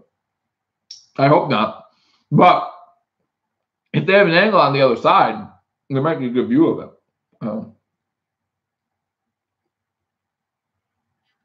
What are we looking at in the 2019 draft? I mean, it really all depends on where we draft, right? I mean, a lot of people have us drafting. I mean, maybe after this game it won't be that bad, but they have us drafting in the top 5. I remember last week I saw one mock draft has drafting with the number 1 overall pick and picking up Bosa from Ohio State, who is unfortunately hurt, so he'll be out for a few weeks. In the draft, I mean, we have a lot of holes, guys. I'm not gonna lie. You know, we look great today. We look great. And if we can play this well the rest of the season, you know, who knows what's going to happen. But, you know, we will not, at this point, we have no reason to pick up Kelvin Benjamin's option. Thank you, Fernando. Thank you. Thanks for the love. Leave a like. Share this with your friends, man. I want to get this out there. People know that we're live streaming every Bills game, like I said, except for the Monday night game. which I'll tell you where to go for that one. And then the Jacksonville game, I'll be there, so I will not be streaming that one. But man, great game. Back from commercial break, 27-0. I forget what I was in the middle of talking about, but I was in the middle of talking about something. Oh, draft. Wide receivers, because we're not picking up Kelvin Benjamin quick. All right, under center, Josh Allen fakes the handoff to Ivory. Looks like he's about to get sacked by 30 people. He held the ball out, fumbled it. Buffalo recovers it. Again, one of those rookie mistakes. You can't do that. He faked the handoff to Chris Ivory, went to the left. As he went to the left, he saw the pocket collapsing around him. So he went to turn to the right, but what he didn't realize was the pocket was just as fast collapsing on that side. He has the ball held out in his hand like this, and it just gets swatted away. When you see the pocket collapsing around you, the first thing you need to do is secure the ball. And if you want to try to turn around to the right-hand side, that's great. Great news is the Bills recovered it, so the clock will keep moving. They obviously either did not challenge it or did not win the challenge. They didn't win the challenge because Minnesota is down to 2 timeouts. So 5:37 to go. At this point, on 2nd and 29, my advice to them would be just to keep the clock going. You're not going to get the first down, but if you can keep the clock going, we're inside 5.5 minutes to go in the third quarter. Game break to the Carolina-Cincinnati game. Cincinnati just scored a touchdown. Looks like Boyd, our best friend from Cincinnati, scored a touchdown to make that game 28-21. But now we have the ball 3rd and 24. Yeah, I mean, obviously, our cornerback would be a definite need. Wide receiver would be a definite need. I like our young linebackers, offensive line. I think offensive line might be our biggest need. But Allen's in the shotgun, 3rd and 24. I would love to keep this clock going no matter what we do. Wide open in the middle of the field is Zay Jones. Zay Jones gets the ball inside Minnesota territory to the 42-yard line, or 43. So Zay Jones, first catch of the day. It looks like 4th down. It looks like we're going for it. Why are we going for it? 4th and 8. Why are we going for this? We can't be. We can't be. We're just trying to draw offside. It's 20 seconds left to go on the play clock. We can't be going for it. I talked about keeping your foot on the gas, but man, yeah, no, you're not going for it here. They're just trying to draw them offsides. That's fine. Try to get an extra free 5 yards, because if you got the free 5 yards, you're in field goal range at that point. So, but then there's a flag. Looks like a false start on the offense. Doesn't really matter. We were playing for the delay of game anyway. So 4:05 left to go in the third quarter. 4th and what looks like going to be 12 for Buffalo, and we're going to punt it away. But again, you're talking about at this point less than 20 minutes to score 4 touchdowns. You're like the only Bills fan in Cincinnati. That's fine, man. No problem. I'm happy you're here. So just hit that like button. I would love to get some more likes on here, and subscribe if you haven't already subscribed. We have a lot of fun, especially when the Bills are winning. We have a lot of fun. Oh, man. But yeah, thank you for joining in. So we're punting again. We're looking to pin them deep. They call for a fair catch. It's going to be inside the 10. It looks like it's at the 5-yard line. We pin them at the 5. I hate that sky cam. Does anyone else hate that sky cam? It's like the worst camera in the world, I swear.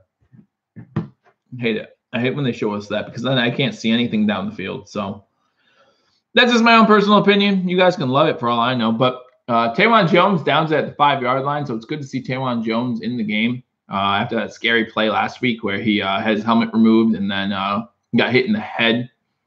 But 17-14 Raiders, Bryson Boy says. Let's go over only Bills fan in Texas. Hey, tell all your friends. If you're a Bills fan, come here. We're going to have fun. 1st and 10, Cousins with the ball from the 5. Gets a quick slant for a first down up to the 19-yard line. So that will obviously give them a little better position as far as not being deep in their own red zone. So 3:43 to go. Still Buffalo 27, Minnesota 0. It's going to be really tough for them. They're playing the hurry up offense already because that's what they need to do. Cousins in the shotgun, 19-yard line, 1st and 10 Minnesota. From the shotgun, Hughes is coming around the corner. Pressure came. They got the pass off to Murray. Murray only gets about 3 yards on the play. This is the type of drive we need to make sure that they have. Even if they score on a 5-6 minute drive, take this drive into the 4th quarter. That's much better than letting them score quickly. Even if it has to be a 7-8 minute drive, that's perfect. Oakland is up 17-14 going into the 4th quarter, it looks like. 2nd and 7. Cousins again in shotgun. Hughes is coming from the corner. Cousins barely gets the ball away. Cousins is down, and he's not getting up. Cousins is down. Hughes is getting a lot of pressure on Cousins. Yeah, Cousins is down, and he's not getting up. That was an incomplete pass, by the way. I don't know if I said that. So it's going to be 2nd down. Or 3rd down. I'm sorry, 3rd and 7. Cousins does look like he got up.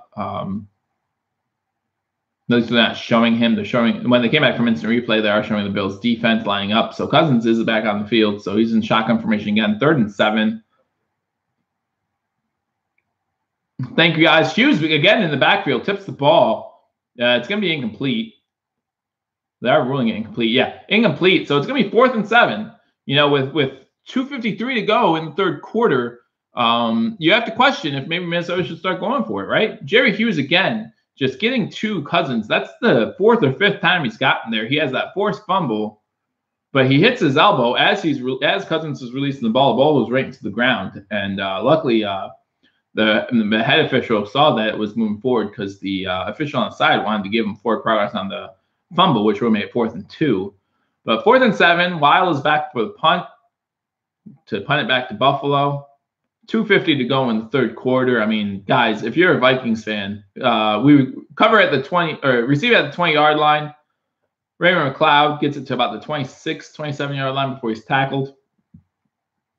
He had a little hesitation step when he first. I hate that hesitation step. Just go and make up, switch the field if you have to after you start, but just go. That's my philosophy. I don't know if you guys agree.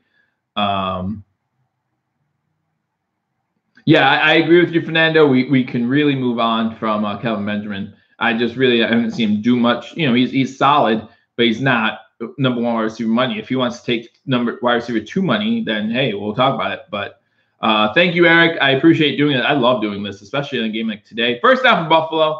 Run the ball. Chris Ivory gets about a yard or 2. Again, 2:35 to go. This is when you start thinking about getting 1st downs, running the ball a little bit more. Definitely what you want to do here. Kansas City, Benjamin's limping to the sideline. So that's not good to see. Yeah, we can move on from Kelvin Benjamin, but there's definitely more of a threat there than any other receiver we have.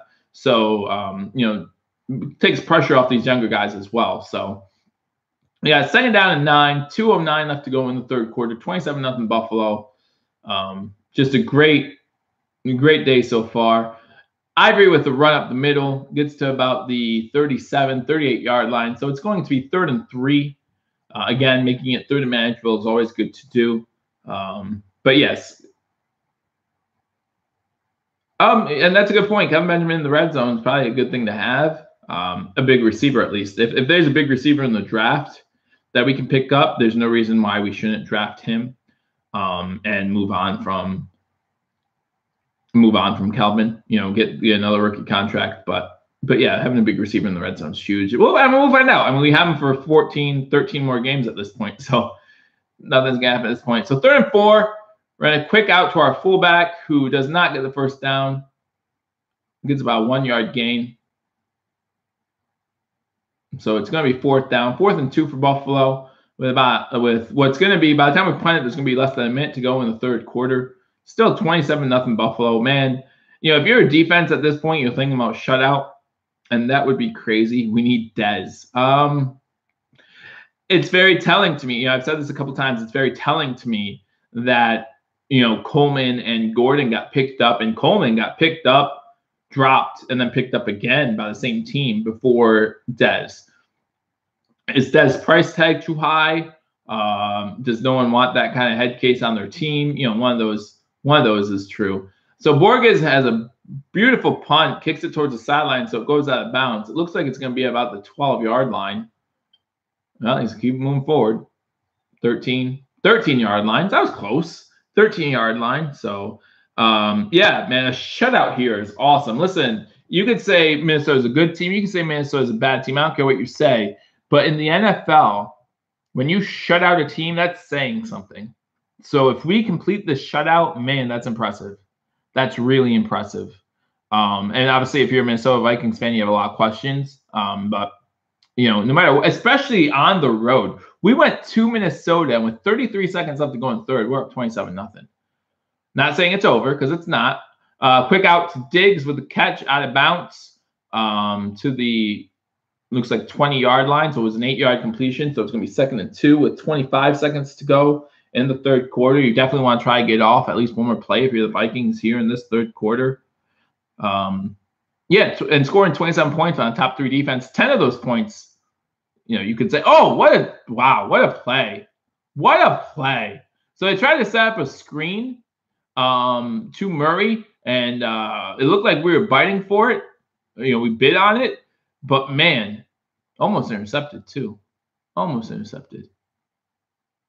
Man. Who is that? 53. I don't even know what 53 is. Maybe if you're a Bills fan, you'll know what 53 is, and you'll get that before I do, but I have no idea what 53 is.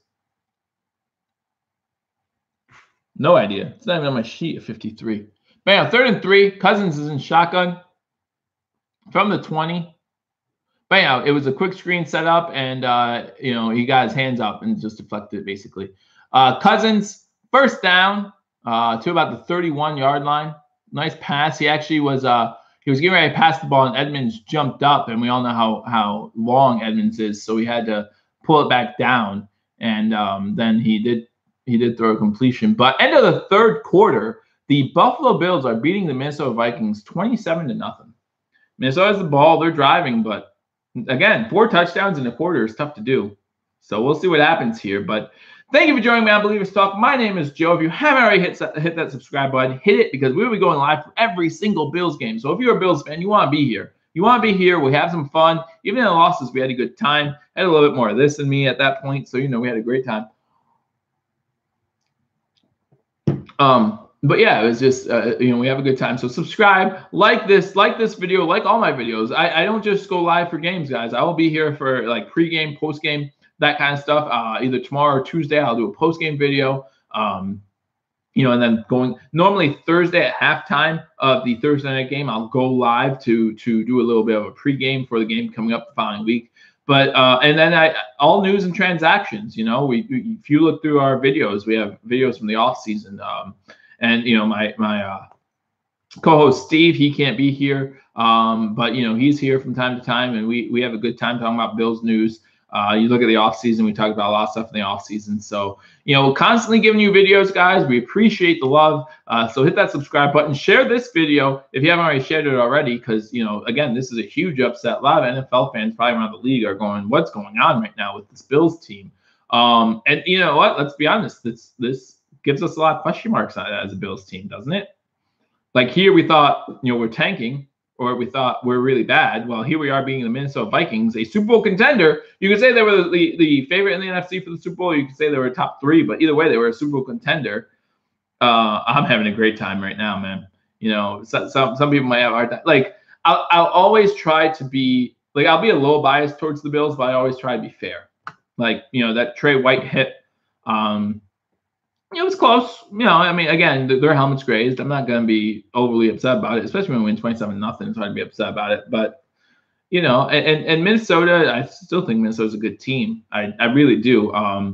This was absolutely, and I said this at the beginning of the show, this was absolutely a trap, because you played Green Bay, your division rival, who also is losing, by the way, but your division rival opened up for Chicago, maybe? What do you guys think? Trubisky? I don't know. But anyway, and then so you just lost, or you just tied in that game. Back from the start of the fourth quarter, a lot of pressure on Cousins. He's able to roll away from it. He tries to run the ball. Hyde comes up to make the tackle after a 2-yard gain to make it 2nd and 8. But then on Thursday, Minnesota's going to play LA, the Rams. So, and I hate Thursday games, and this is another reason to hate Thursday games. The Bills looks like might get a win here. And it really benefits us in that way. But come on, you're talking about player safety, and you play after 4 nights rest. It's just not right. Screen out of the backfield, missed tackle, and then they run for a first down. I'm trying to see who missed that tackle. It was an easy tackle if you would have made it. Ham was the person who had the catch out of the backfield. I hope that wasn't Milano, but it could have been. Actually, it looks like Alexander's in the game, so I'm not sure, but there was a missed tackle there. But again, you want these long drives. Again, a short pass to Ham. Ham breaks another tackle, and then he's driven out of bounds by Alexander. So Ham, this Ham running back you guys have is really good. And that's another thing. Maybe Dalvin Cook was injured, but at the same time, like he could have played today, but they were playing the Bills, so they thought, hey, we could easily get away with starting some of these other young running backs. And Dalvin Cook hopefully is ready to go Thursday. Who is who? Henry? I don't know who Henry is. I don't know who they're talking about. Yeah, they have nothing on 53. Yeah, I didn't even see a 53 on here. So I must have misread the numbers, which happens. More pressure on Cousins.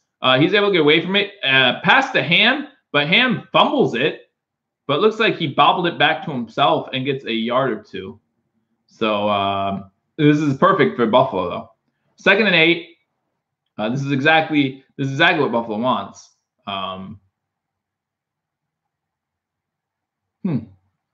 They're showing a monologue of the Bills plays that went their way so far today. They showed the 3 turnovers. They just showed Allen fumbling the ball and us recovering it.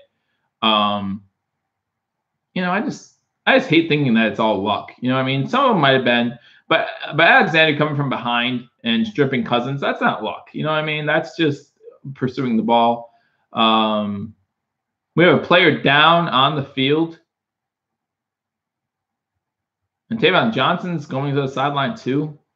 Not good for on the injury note, that's for sure.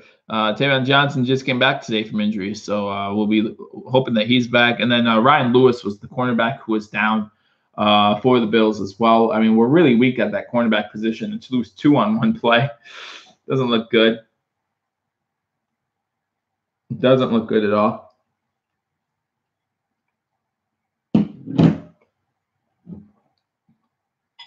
Well,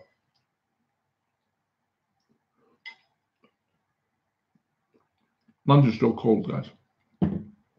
Lunch is still cold, but that's okay.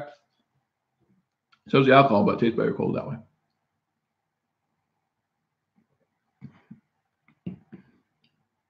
Oh, no, I'm not sipping on Hennessy. Nope, not at all.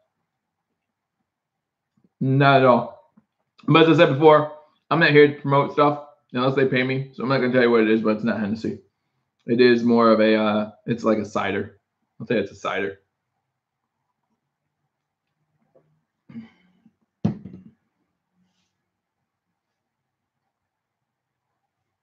Yeah, Joshua Gooding. Hopefully for you guys it is all uphill from here. You're 1-1-1. Let me check the scores, but it looks like Green Bay is also going to be 1-1-1. So unless they come back against Washington, which is possible, but they're down 28-17 at the end of the third. So if Green Bay loses, then they're 1-1-1. Then you look at what Chicago, right? Chicago's 1-1 right now, I think.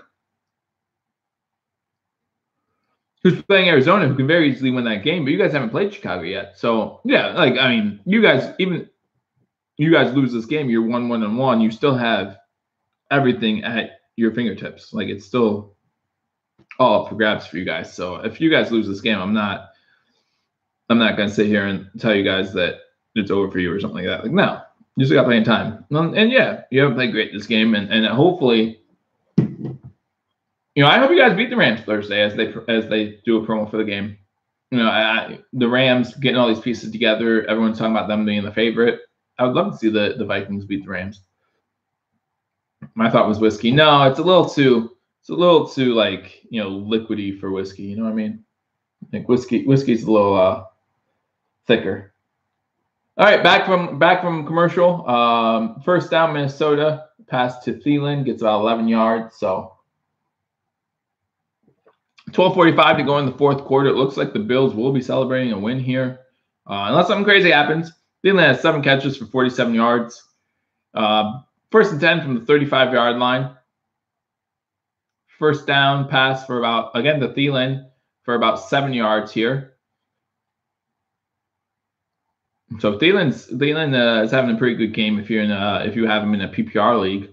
But other than that, that's the only, I said you should start every single Viking player you had. And other than Thielen, that's not working out so well because Cousins has 3 turnovers. So I think he would still have you negative points if I'm correct.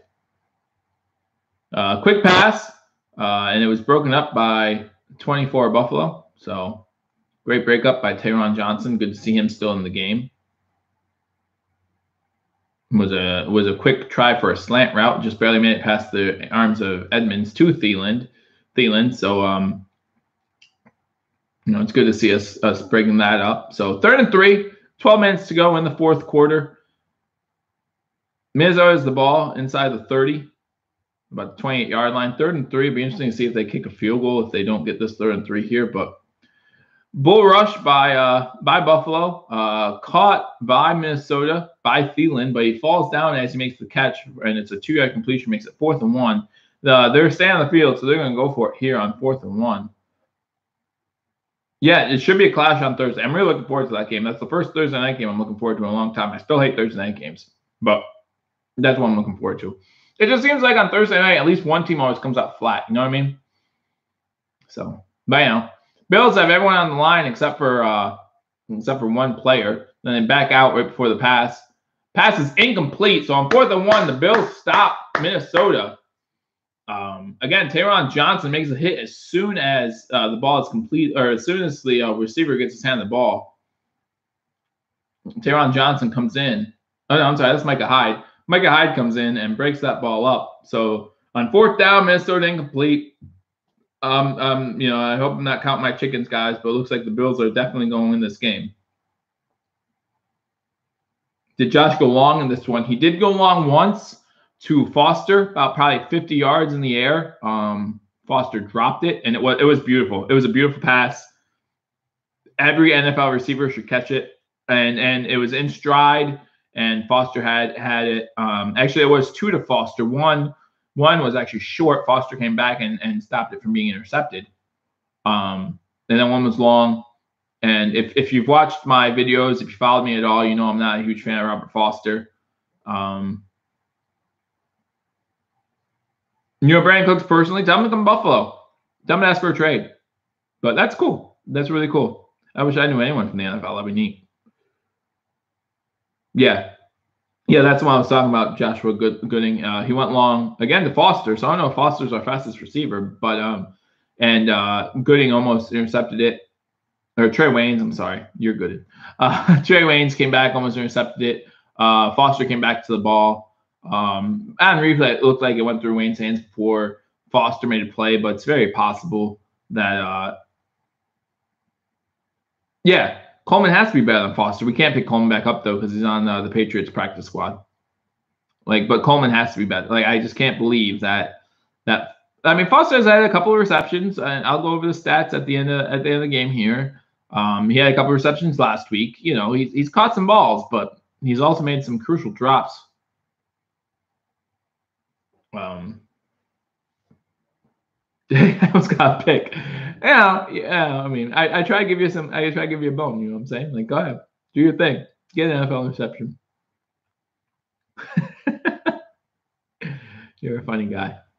Best of luck to your Vikings, man. Like I said, I picked them to win the Super Bowl. Even after this game, I'm not going back on that pick. They're a really good, well-rounded team when they have everyone healthy.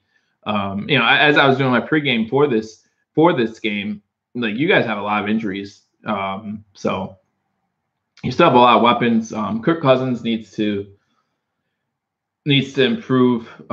Needs to hold on to the ball, right? I mean, that's two fumbles. That's too much. All right, 1st down. Chris Ivory with the run up the middle for 4 yards. Looks like actually 3 yards to the 29-yard line. So it's going to be 2nd down.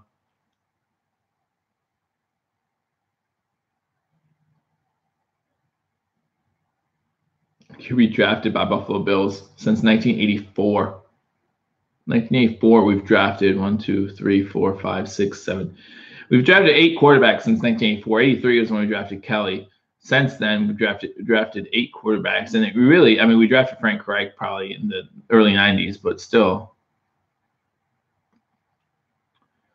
But maybe Allen's the guy. Another handoff here. Chris Ivory up the middle. 1st down, Buffalo. 10:40 to go in the 4th quarter. 27-0 Buffalo Bills. That's right, 27-0 Buffalo Bills. Yeah, I mean, honestly, all right, we saw each other. Maybe we'll see each other in the Super Bowl. This is one of those games where the win's nice, but I would much rather beat Baltimore or beat the LA Chargers because those type of games matter when it comes to playoffs. This game's nice to win. It's nice to get a win, and it's impressive. But at the same time, end of the day, this doesn't give us any tiebreaker situations or anything like that. So, but we'll see. But yeah, I do hope you guys win on Thursday. I hope Dalvin Cook is back for you guys soon. 1st and 10, another one by Ivory, just about 1.5 yards there. So it's going to be 2nd and 8. Less than 10 minutes to go in the 4th quarter. Still 27-0. Again, we're posting a shutout. And again, no matter who you're playing, even if you're playing the Cardinals, who haven't scored yet, touchdown yet, I should say. They've scored points, but they haven't scored a touchdown yet in the NFL this season. Like, posting a shutout is still huge. Got a new subscriber. Hey, Josh, thanks, man. Thanks a lot. I appreciate it. Hopefully you come back. I know you're a Vikings fan, so you'll be back in 4 years to watch the live stream when we play each other again. Because no offense to any of you guys, I'm probably not going to stream the Super Bowl if the Bills are there. Like, you'll see me crying, blubbering like a baby, and that's at kickoff. So I probably will not be live streaming the Buffalo Bills game if we make the Super Bowl. I've been flirting with the idea of live streaming like the play-by-play and reaction stuff if we make the playoffs, right? Like, we didn't start this channel until the day after the Super Bowl. I thought that was a good time to start it. I thought of it mid last season, but I didn't want to start in the middle of the season. And just started it, and we have been having a good time. All right, 2nd and 13. There was a penalty on the Bills. Probably a legal formation. We seem to do that a lot. 2nd and 13, we lose about 3 yards. Chris Ivory again. So it's going to be 3rd down. 8.5 to go. I'm not going to lie. Run it again. 3rd and 18, so we actually lost a bunch. But, when you're up 27-0, 8.5 to go in the game, this is no longer about trying to make first downs. This is no longer – I'm not in this situation. Not on 3rd and 18. Like, you're not going to throw it long and risk a turnover. Like, just run it. We actually didn't draft Drew Bledsoe. But, man – that 04 season, man, with Bledsoe, I thought we had it. We played 3rd string Pittsburgh, and if we would have won, we would have been in. And then Willie Parker happened. Another run, this time Murphy. Murphy gets it to the 33-yard line before he's taken down. Inside 8 minutes to go here. Minnesota is still down 27-0. This will get Buffalo off the winless schneid, if you will. And I'm not going to lie, we looked good doing it. Dukas false start. Thank you. Maybe I missed it because I just don't want to acknowledge Dukas is on the field. Like, I just don't. We really need to. Our offensive lines played fine. Our offensive lines played fine this game, but a lot of credits due to Josh Allen. I think a lot of credits due to Dable's play calling. Like, you have to give Dable a lot of credit here for the play calling against the Vikings. Good bounce for Buffalo on the punt. This is going to be another punt inside the 10. Going to be the 8-yard line. Looks like that's down. Ball comes to a stop at the 8-yard line. So another beautiful punt. This is what happens when you don't punt 20 times a game. You actually have good ones when you need them. So 27-0. 8 minutes to go in the game. It looks like the Bills are getting that win, baby. It's all about getting that W. So let's go through the scores. Again, you can't help but be happy here in this situation as a Bills fan. Bills up 27-0, 7.5 minutes to go in the game. Buffalo could still lose if they put Peterman in. Yeah, I wouldn't put past Peterman, man. Yeah, we did it in Minnesota. That's a great point, man. Could this be the start of something, guys? I don't want to get too excited. We're still 1-2. But could this be the start of something? Let's go through some scores real quick. New Orleans is beating Atlanta 33-29. It looks like it's 4th and goal from the 1-yard line, so it'd be interesting to see if they go for it, kick the field goal. Obviously, if you're them. Oh, no, it says it's 29-29. Oh, it's 23-29. They scored a touchdown. All right. I don't know. Sometimes score app, blah. Yeah, Baltimore is up on Denver 27-14. We got Javaris Allen touchdown in the second half. Two touchdowns by Javaris Allen in the second half. Carolina is still up on Cincy 28-21. Cincy has the ball. The Giants are up on Houston 20-15. And the Giants have the ball, 2nd and goal from the 8. So if they score here, there's only 3:44 left. The touchdown here ends the game. Field goal keeps it a 1-possession game. Tennessee's up 9-6 on Jacksonville with 2:52 left to go in that game. 4th and 3 for Jacksonville. I don't know. They have 3 timeouts, so they might punt this one away. Kansas City's up 35-24 on San Fran. Looks like San Fran tried to come back a little bit. Still a whole 4th quarter to go, so there's plenty of time left in this game. If San Fran's going to try to come back. Kansas City does have the ball inside the red zone, though. Getting ready on 3rd and 6 there at San Fran's 19. Miami's up on Oakland 21-7. Indianapolis is up on Philly 16-13, 3 minutes to go. Philly does have the ball, 2nd and 2 from Indy's 4. And Washington's still up 28-17 on Green Bay. So Minnesota fans, you would be happy to hear that. Washington has the ball 28-17, 11-20 to go in the 4th quarter. So it looks like Green Bay might be suffering the same fate here. As Minnesota starts with the ball, 1st and 10, 7:19 to go from the 8-yard line. Cousins is in shotgun formation. Cousins with a quick hitch, fake pass, passes it to the run back, came out of the backfield. Milano's there for the tackle right away. Gain of no yards, makes it 2nd and 10, 7 minutes to go in the game. Passing leaders for today, Andy Dalton is 317 passing yards, 2 touchdowns, 2 interceptions. Mahomes 314 with 3 touchdowns. Washington 300 with 1 touchdown, 1 interception. Eli Manning 290, a touchdown and interception. All right, so Cousins in shotgun again. Cousins with the pass over the middle. Catch by Thielen. Thielen's just gaining chunky little yardage here and there. Looks like he got enough for the 1st down there. So if you have Thielen in a PPR league, it's still a decent start. Philly did score a touchdown. Smallwood has a 4-yard touchdown rush. 3:02 to go in that game. Philly's up 20-16. Cousins in shotgun again. Yeah, Thielen has 10 catches, 67 yards. So, and that one's caught by Rudolph over the middle. Again, they did the sky zone, the sky cam. I can't see shit with the sky cam, so I think it was about 16 yards, but I have no idea. It could have been 22. I didn't know. You can go work with your head held high, absolutely. So it's going to be 1st and 10 from the 36-yard line. Again, Cousins and shotgun. Pretty much prevent defense at this point, I think. Pass to Thielen. They actually drops it. Hughes almost had an interception. I don't know if Hughes got his hand on it. He jumped up. May have got fingertip on it. Cousins is 26 for 39, 165 yards, an interception, and 2 fumbles. So, again, I don't think – depending on the type of league you're in, I don't think he's even in positive points yet if you're in fantasy.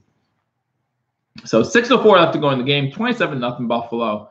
2nd and 10 for Minnesota. Again, Cousins is in shotgun formation. They got the ball at the 36-yard line. We blitz 4. Again, pretty much playing prevent at this point. I hate prevent still. Nice 7-8-yard catch and run by number 83 of Minnesota. Not sure who that is. A Vikings fan will tell you. I do have the Vikings roster up. I could look it up. Yeah, I mean, Thielen has 10 catches for. You would love, like, if you have a fantasy team and you have him, you'd love for him to get a touchdown. Obviously, as a Bills fan, you don't, but which is why I stopped playing fantasy football. Because right now I'd be cheering for Thielen to get a touchdown, and I actually want the Bills to get a shutout. Kyle Rudolph with another catch over the middle to the 50-yard line, so it's going to be 1st and 10, 5.5 to go in the 4th quarter. Josh Allen looked great this game, guys. There's nothing bad you could say about his performance other than that fumble that he needs to hold on to that ball. Shotgun formation, Kirk Cousins at the 50. Passes to Murray. Murray with the catch gets about 12 yards before he gets a 1st down. So it's going to be 1st and 10 at the Buffalo 38-yard line. 5 minutes to go in the 4th quarter. They're just trying to not get the shutout. And this is why I hate prevent defense. Like, I would love to get the shutout here, but we'll see. We'll see. Nagy, welcome back. You did at the pregame. You did say the Bills would win. So they're going deep. Looks like there's a lot of tossing back and forth between defender and receiver, and that's incomplete. White again. I think White got away with a little taunting there, so I'm happy they got away with it. But I really would hope Coach McDermott talks to him, or maybe Frazier talks to him. And the contact was initiated by Diggs, it looks like. So, but at the end of the play, it was a good Vegas bet. It was a good Vegas bet. It really was. The over didn't get hit, so I would have been wrong about that. But hey, 27-0, I'll take it every day. Diggs has only 4 receptions for 17 yards, so not a great fantasy start. But all right, so on 2nd and 10, Cousins over the middle, complete It'll be 3rd and 1 now. It was a 9-yard completion. 4.5 to go in the game. Minnesota 3rd and 1 at the Buffalo 29-yard line. Cousins is calling out the play in shotgun. Quick pass. 1st down. This one was to Treadwell. Treadwell gets about 4 yards on the play. So 1st down, Minnesota. 1st and 10. 4 minutes to go in the 4th quarter. Minnesota has the ball again. At this point, it's pretty much all over. Buffalo up 27-0. 9 passes for 63 yards on this drive. Their best drive of the day by far. Get to the 29-yard line again. Cousins in shotgun formation. Blitz is not getting there like it used to. Murray out of the backfield gets a catch, gets it inside the 20, gets it to about the 18.5-yard line before he's dragged down. Going to be about 2nd and 4.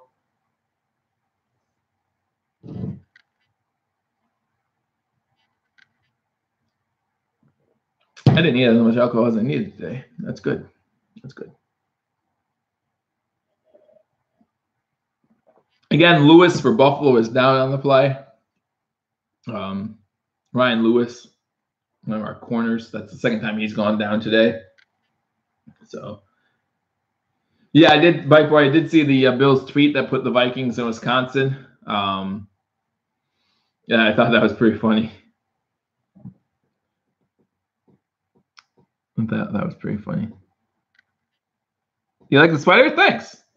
I like the sweater too. It's really nice. Like, I always love hoodies. You know, I could wear a hoodie every day, all day. You know, I could wear a hoodie on a 90-degree day. I just love hoodies. I didn't like them for a little bit because they just remind me too much of Bill Belichick. So I just stopped wearing them for a while. But yeah.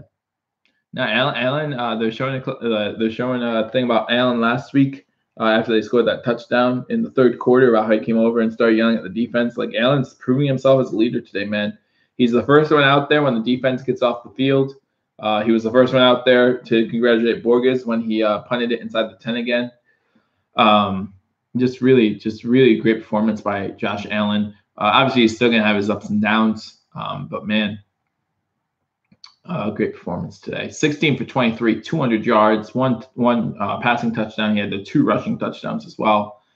All right, so 2nd and 4 for the Vikings. Again, Cousins and shotgun from the 18-yard line. Looks like there's going to be a all sides on Murphy here.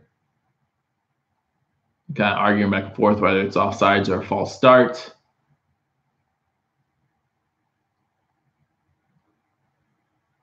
Neutral zone infraction. So it's going to be a 1st down for Minnesota. 3:09 to go. These are the penalties that kind of annoy me.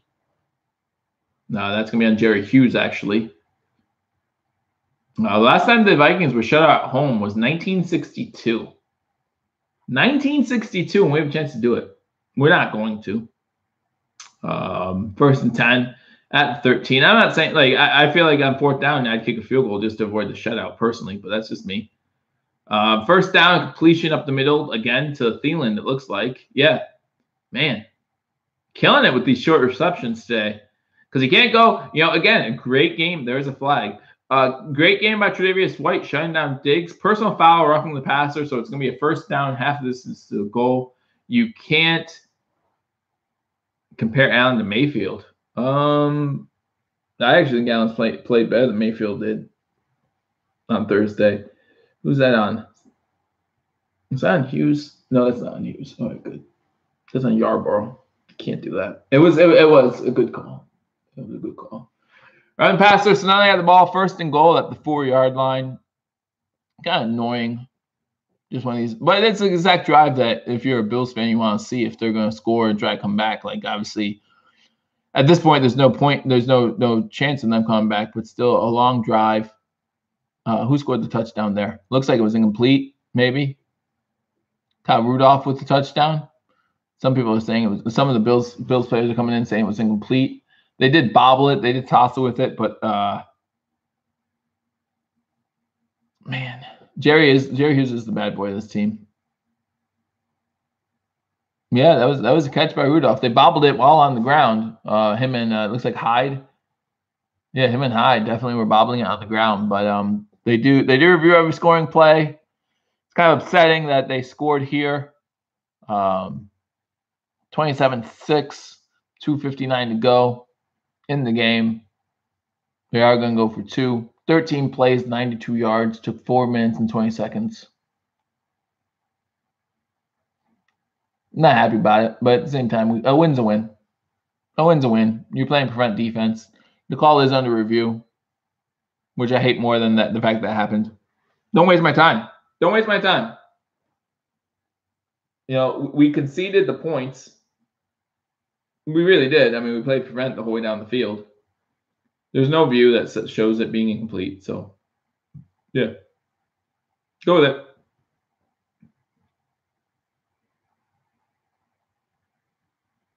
I'm good with it.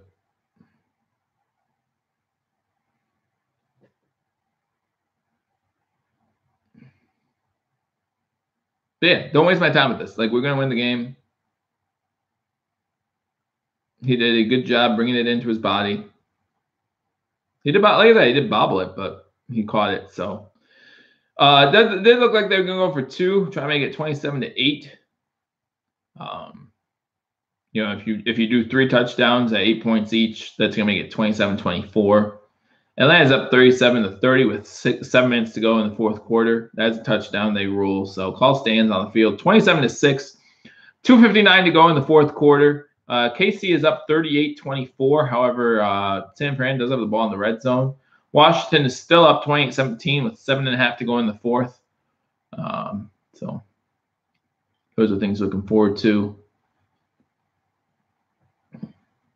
I'm going for 2. Cousins is under center.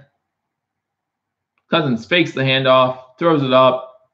It's incomplete. Try to throw it up for Rudolph for like a jump ball situation. Hyde was there to break it up. Makes it 27-6. Buffalo with 2:59 to go. You wouldn't tell we were winning by the way I'm acting right now. I understand that. But, man, I really wanted the shutout. Man, I really wanted the shutout. You know what I mean? Like, shutouts are awesome. I'm a huge defensive guy. Like, I don't like all these new rule changes to always help the offense so they can score easy points. Like, I'm just not a fan of that.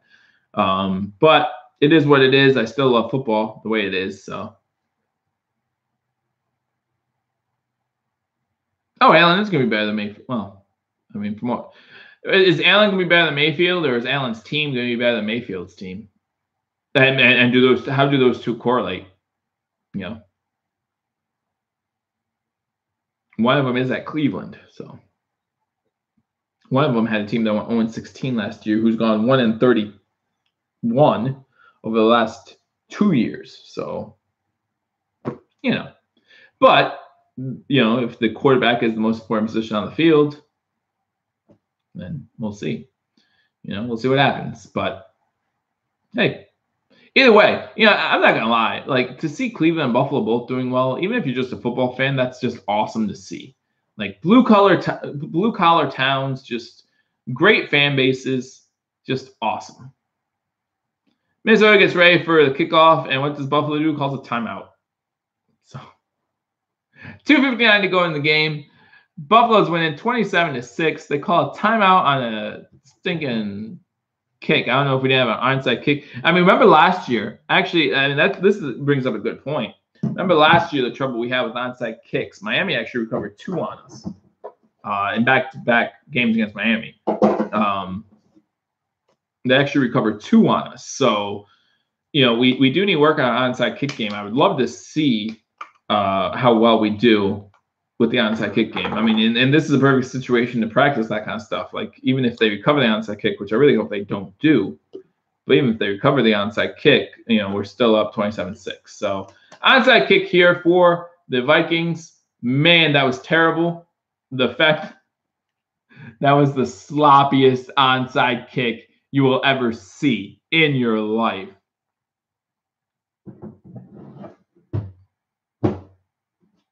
How did the Vikings end up shitting on themselves?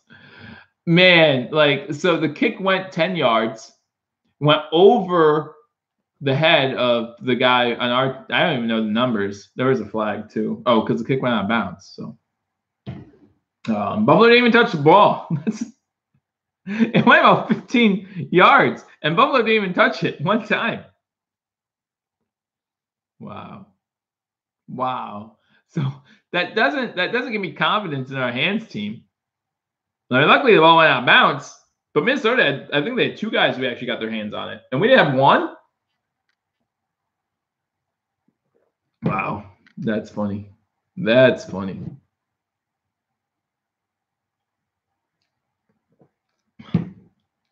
That's funny right there. Allen comes in, 2:58 to go in the game. We got the ball at the 49-yard line of our own 49-yard line. 27-6. Just run it out, run out the clock, get a first down or 2, and that will be the game. That's what I'm hoping for. Ivory stopped for 1-yard gain on first down, makes it 2nd and 9. They're taking a look at Buffalo's upcoming schedule. Got Green Bay, of course, next week. And now, Minnesota will go from wanting us to lose to want us to win next week as we're at Green Bay. Tennessee, Houston, Indianapolis, New England, Chicago. So that's a look at our schedule. After this game, I'll have to reevaluate the games I think we can win and lose. I mean, if we can beat Minnesota in Minnesota, who's to say? But this might be one of those games where no one expected us to win, and we win, and then the season still pretty much goes the same way as it was looking. Who knows? Who knows? You have to reevaluate everything that happened up to this week. Minnesota has 1 timeout left, 2:52 to go in the game. Buffalo has the ball 2nd and 9 at midfield. Looks like we have Ivory in the backfield again, so it looks like it's just going to be another handoff to Chris Ivory. Spins away from a tackle to gain about another 1.5 yards. So we are now on Minnesota side of the field with the ball at about the 48.5-yard line. So it's going to be 3rd and 7, somewhere between 3rd and 7 and 3rd and 8. I'm drinking, I won't say the brand, I'm drinking iced tea. May or may not be spiked with some vodka. And I'm drinking a cider of choice. I will not say what I'm drinking as far as brand names because they're going to have to pay me for that. I'm not about that life. That's how petty I am. Can you believe that? Me, a Bills fan, petty. So, yeah. I don't think they're going to pay me anytime soon, but you never know, right? Like, why just give it up like that? And I don't want to be judged by you guys. Don't want to be judged by you guys. You see me drinking Grey Goose vodka instead of, Allen with a fake handoff. He's going to run, keep it in bounds. Smart. Gains about 2 yards. So it's going to be 4th and 5. And we're just going to punt. And that's fine. That's exactly what we wanted to do. Wish you get first down there. That would pretty much seal the game. But Minnesota uses both their remaining timeouts. So they're going to get the ball back. Looks like we're going to have to snap this ball right before the 2-minute warning. So after this punt, that would be the 2-minute warning. But again, hopefully we can pin them deep again. And then Tennessee did beat Jacksonville 9-6. That game is final. Jacksonville was one of my suicide pool teams, but I had 3 left in the same pool. And Minnesota losing will take out a lot more teams. So hopefully my other 2 teams win, and I'll be set there. 27-6. Another game's not looking too good, but that's okay. 1 game is. So all I need is 1. It only takes 1 team to win, right, guys? 27-6. So actually, it did wind down to the 2-minute warning. There wasn't enough time on the play clock. Again, same thing happened last week where there was a second remaining, and a second difference, and they let LA get away with it. I don't like it. I still don't like it. Like, you play a 50-minute quarter, you play a 60-minute game for a reason. Don't be cutting quarters and taking seconds away. There's a big difference. Maybe not in this game, but let's say it's a 1-possession game, or maybe even a 2-possession game. There's a big difference between having to punt at 2:01 and having to punt at when you come back from 2 minutes. Let's say it's a punt return for a touchdown. Then you still have the 2-minute warning, and then you have the onside kick. Like, that's a huge difference to me. I don't know. Maybe I'm talking crazy, but who knows? Who knows? But anyway. It's commercial break. Let's go to some scores. Some scores have gone final, so we can talk about that a little bit. Again, I did lose my Jacksonville game, so that's sad. I'm sorry if you're a Jacksonville fan. I know UCF Jaguar streams the games. I know he's a fan of the show, so sorry for him. Like I said, I did pick Jaguars, and that's one of my teams in the suicide pool, so that's kind of sad to see. Buffalo is winning 27-6 over Minnesota. That's the game we're watching here, obviously. New Orleans is up on Atlanta Atlanta is up on New Orleans 37-30. Who has impressed the most in this game? Who impressed me most in this game? Jerry Hughes. Jerry Hughes was all over Kirk Cousins a lot today. Like Jerry Hughes has been, he forced one fumble. He has 2 or 3 sacks. He's just been unbelievably good this game. Josh Allen is the obvious choice as far as offense goes. He's looked really impressive. He's ran the ball well, other than that one fumble, but definitely improved from last week. So we keep seeing that. That'll be good to see. Atlanta's up on New Orleans 37-30, but New Orleans did just get the ball in the red zone. Denver is down to Baltimore 27-14, but Denver has the ball in the red zone. Carolina is still up 28-21. 4th and 7. Looks like they're getting ready to kick a field goal. However, that would probably seal that game with only a minute and a half to go. 38-24, Kansas City over San Fran. San Fran has the ball in the red zone. 28-17, Miami over Oakland. 2016, Philly over Indy. And 28-17, Washington over Green Bay with only 5 minutes to go in that game. So there's a few games for you. The final scores are Giants over Houston 27-22 and Tennessee over Jacksonville 9-6. 4th and 6, the Bills are getting ready to punt the ball. Jorgens is back, punts it. Again, we want to pin him deep here. It doesn't look like it's going to be fielded. It's downed again at the 5-yard line. So great job all the way around. Would like to see more from Zay Jones and Barry McLeod, but in a game where we got 2 possessions inside the 30-yard line and we scored on both of them, we got 10 easy points there. It's good to see. There's not much. I mean, again, Josh Allen's 15 for 22, 196. Not a lot of passing yards needed in this type of game. He has 39 rush yards for 2 touchdowns as well. But the Bills, like if you look at the stat sheet, the Bills don't wow you with statistics, and a lot of that is because we had the short field. Same thing with again, ball first down tipped at the line. Kirk Cousins is under pressure right away, and so it's going up 2nd and 10. Hopefully, we're not just going to keep playing this prevent crap and let them score. And again, the last drive we let them go 92 yards, and it took about 4 minutes. That they don't have the time to do that here. They only have a minute 50. So. But yeah, there are a couple things I'm impressed. But like last week, the Chargers game, other than Rivers' completion percentage, there's Thielen again with another short 7-yard, 8-yard catch. Just insane. Again, if you're in PPR leagues, I think he has 12 catches now. So just kicking butt right now. And that happened. You know what? If you look back all 3 weeks, their slot receivers are their best receivers all 3 weeks. Tre'Davious White is doing a great job shutting down Diggs in this game. He did a great job shutting down Allen last game. The only catches Allen had was when he was playing the slot. Thielen again with another short catch. So that's we need someone like Raphael Bush to step up and do a much better job as that slot corner. I just don't understand. Yeah, McCoy will be back next week. At least from the side of things, you never know for sure. But it looked he was a game time decision for this week. So another catch, Kyle Rudolph this time up the middle, gets to the 33, 34-yard line. 50 seconds to go in the game. Buffalo will be celebrating. If you're a Bills fan, get ready to celebrate the first win of the season. Big win as we went to Minnesota. We took a detour through Wisconsin, according to the Twitter page, and get the win against the Minnesota Vikings here. Again, a strong NFC Super Bowl contender. Looks like a screen pass is going to be set up to Latavius Murray, who gets out of bounds at the 45-yard line after getting a first down. This is just the kind of stuff that annoys me, just because the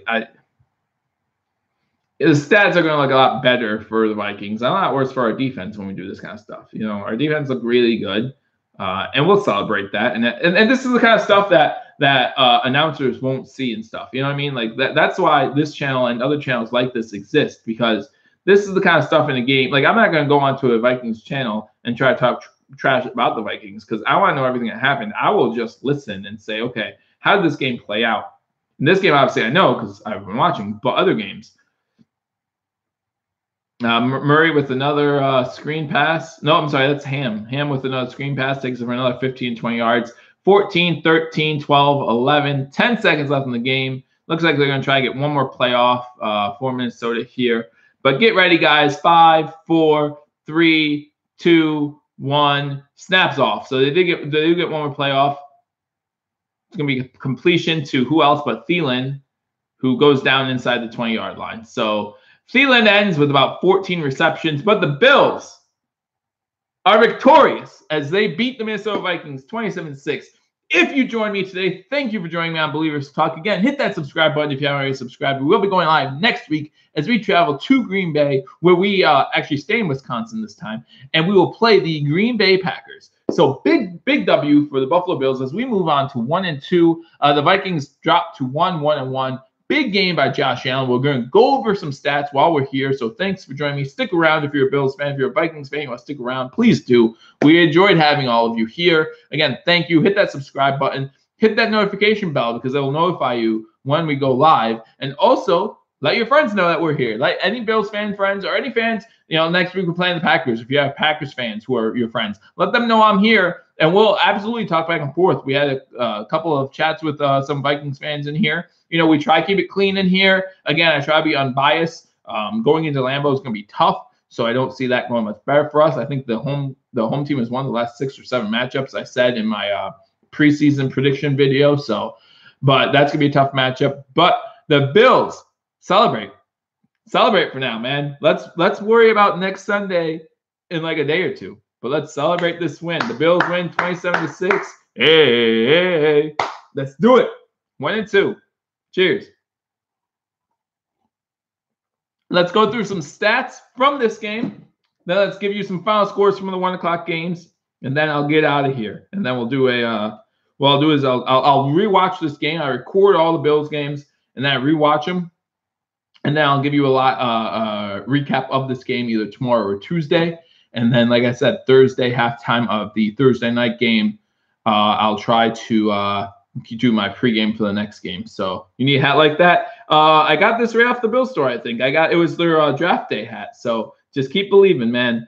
Keep believing. There was either this one. There were 2 really cool ones. It was this one, or it was the same hat, but it was in blue and red or something like that. So great win for the Bills today. Again, let's go through some stats. Thank you for joining me. And if you haven't liked this video, like this video, baby. This is awesome. This is great.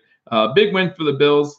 Let's go through some stats, like I said, real quick. Josh Allen, 16 for 23, 200 yards. That 1 passing touchdown, sacked 3 times. He did have 10 rushes for 39 yards and 2 touchdowns.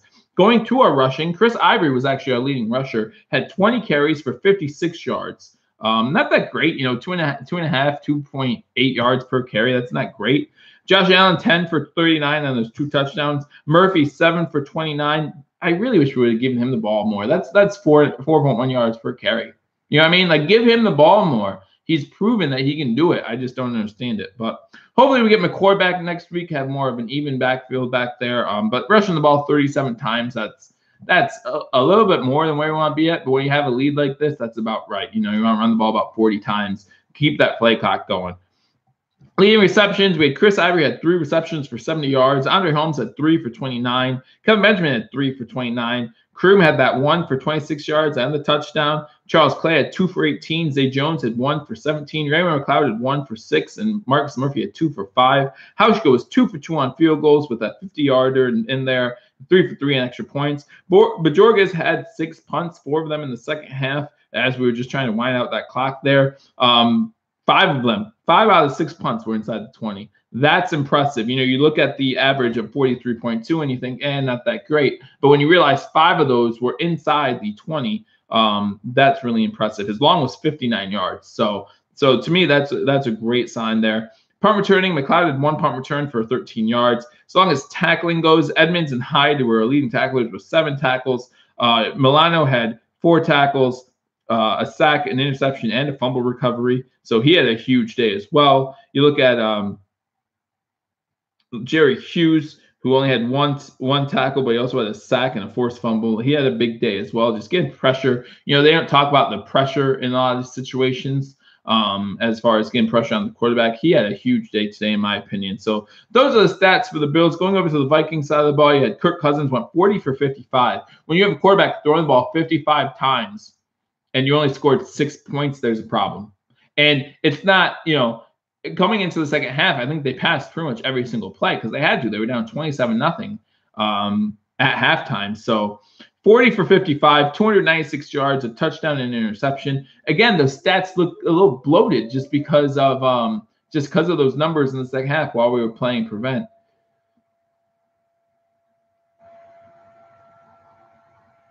Yeah, no, they're both good players, both Mayfield and Allen. I like them both, at least right now. Again, in my pre-draft video, I wasn't huge on Allen, but man, after this game, if you can keep this up, we're gonna be good, guys. We're gonna be really good. Maybe not this year, but we give them some help.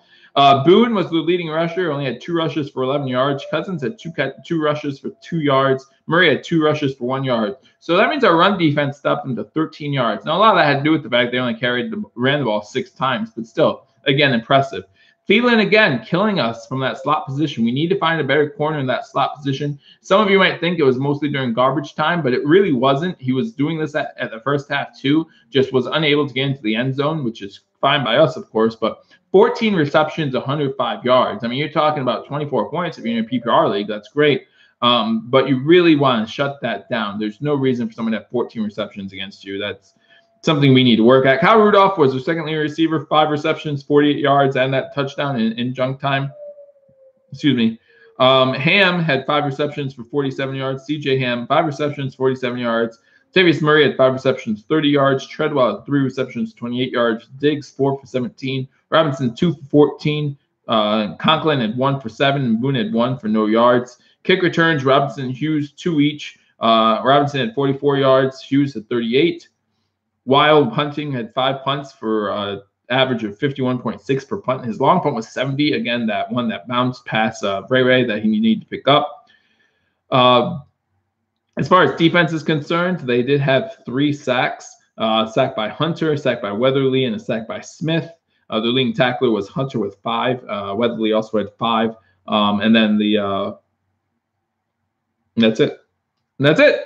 Those are the stats. Again, the Bills get a huge win on the road against Minnesota to improve to 1-2 on the season. 27-6 with the 6 points for Minnesota really coming the last minutes of the game. So big win. Let's go through some scores throughout the league. I said we'd do that before I got off here. Some finals for you. We got Denver losing to Baltimore 27-14. Carolina beating Cincinnati 31-21. The Giants going into Houston, beating Houston 27-22.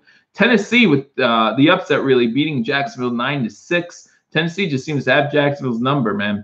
Miami beating Oakland 28-20, and then the Philadelphia Eagles holding on. That was my second team, so in the suicide pool, they held on to beat Indianapolis 20-16 in Wentz's return. Some games are still going on. We have the Atlanta-New Orleans game. Atlanta is up 37-27. Oh no, I'm sorry, that game is tied 37-37. 20 seconds left to go in the fourth quarter. It looks like we might get our third tie. But they will still play overtime, of course, but we'll see what happens there. The Kansas City's up on San Fran, 38-27. They have the ball with 2 minutes to go, so that looks like that game's just about over as far as score goes. Washington is up 31-17 with less than 2 minutes to go in that game. So if you're a Vikings fan, you can be upset about this loss. I understand, but at the same time, look at Green Bay about to lose. You don't lose any ground on them, 1-1-1. Chicago's yet to play. They're really the only team that you have to worry about at this point. They might be Atlanta or Arizona later. However, you still have those 2 games against them. Nothing to worry about as far as division race. You can still definitely come back and win that division. The Chargers-Rams game is underway, still 0-0 in that one. Chicago plays Arizona in a little bit. Dallas plays Seattle at 4:25, and New England plays Detroit tonight at 8:20. And then tomorrow night, Pittsburgh, Tampa Bay. Obviously, if you're a Steelers fan, you do not want to start 0-2-1. Tampa Bay is on fire. Bills fans know about Ryan Fitzpatrick. Just don't sign any new contracts. Wait till the end of the year. He'll be fine. If you sign a new contract mid-season, he's going to suck. But final here in Minnesota, Buffalo beats the Vikings 27-6. Josh Allen, 3 total touchdowns, 2 rushing, 1 on 1 throwing. So great job, great game, great win. Thank you all for joining me. Again, if you have not subscribed, subscribe to Believers Talk. I don't know what you're waiting for. It's going to be a great time. We're going to go live every single Bills game. And I'll do live recaps, live play-by-play. We'll do a pregame show on Thursdays, do a postgame show on Monday or Tuesday. Very excited here as a Bills fan. Thank you for joining me. But until next week, go Bills.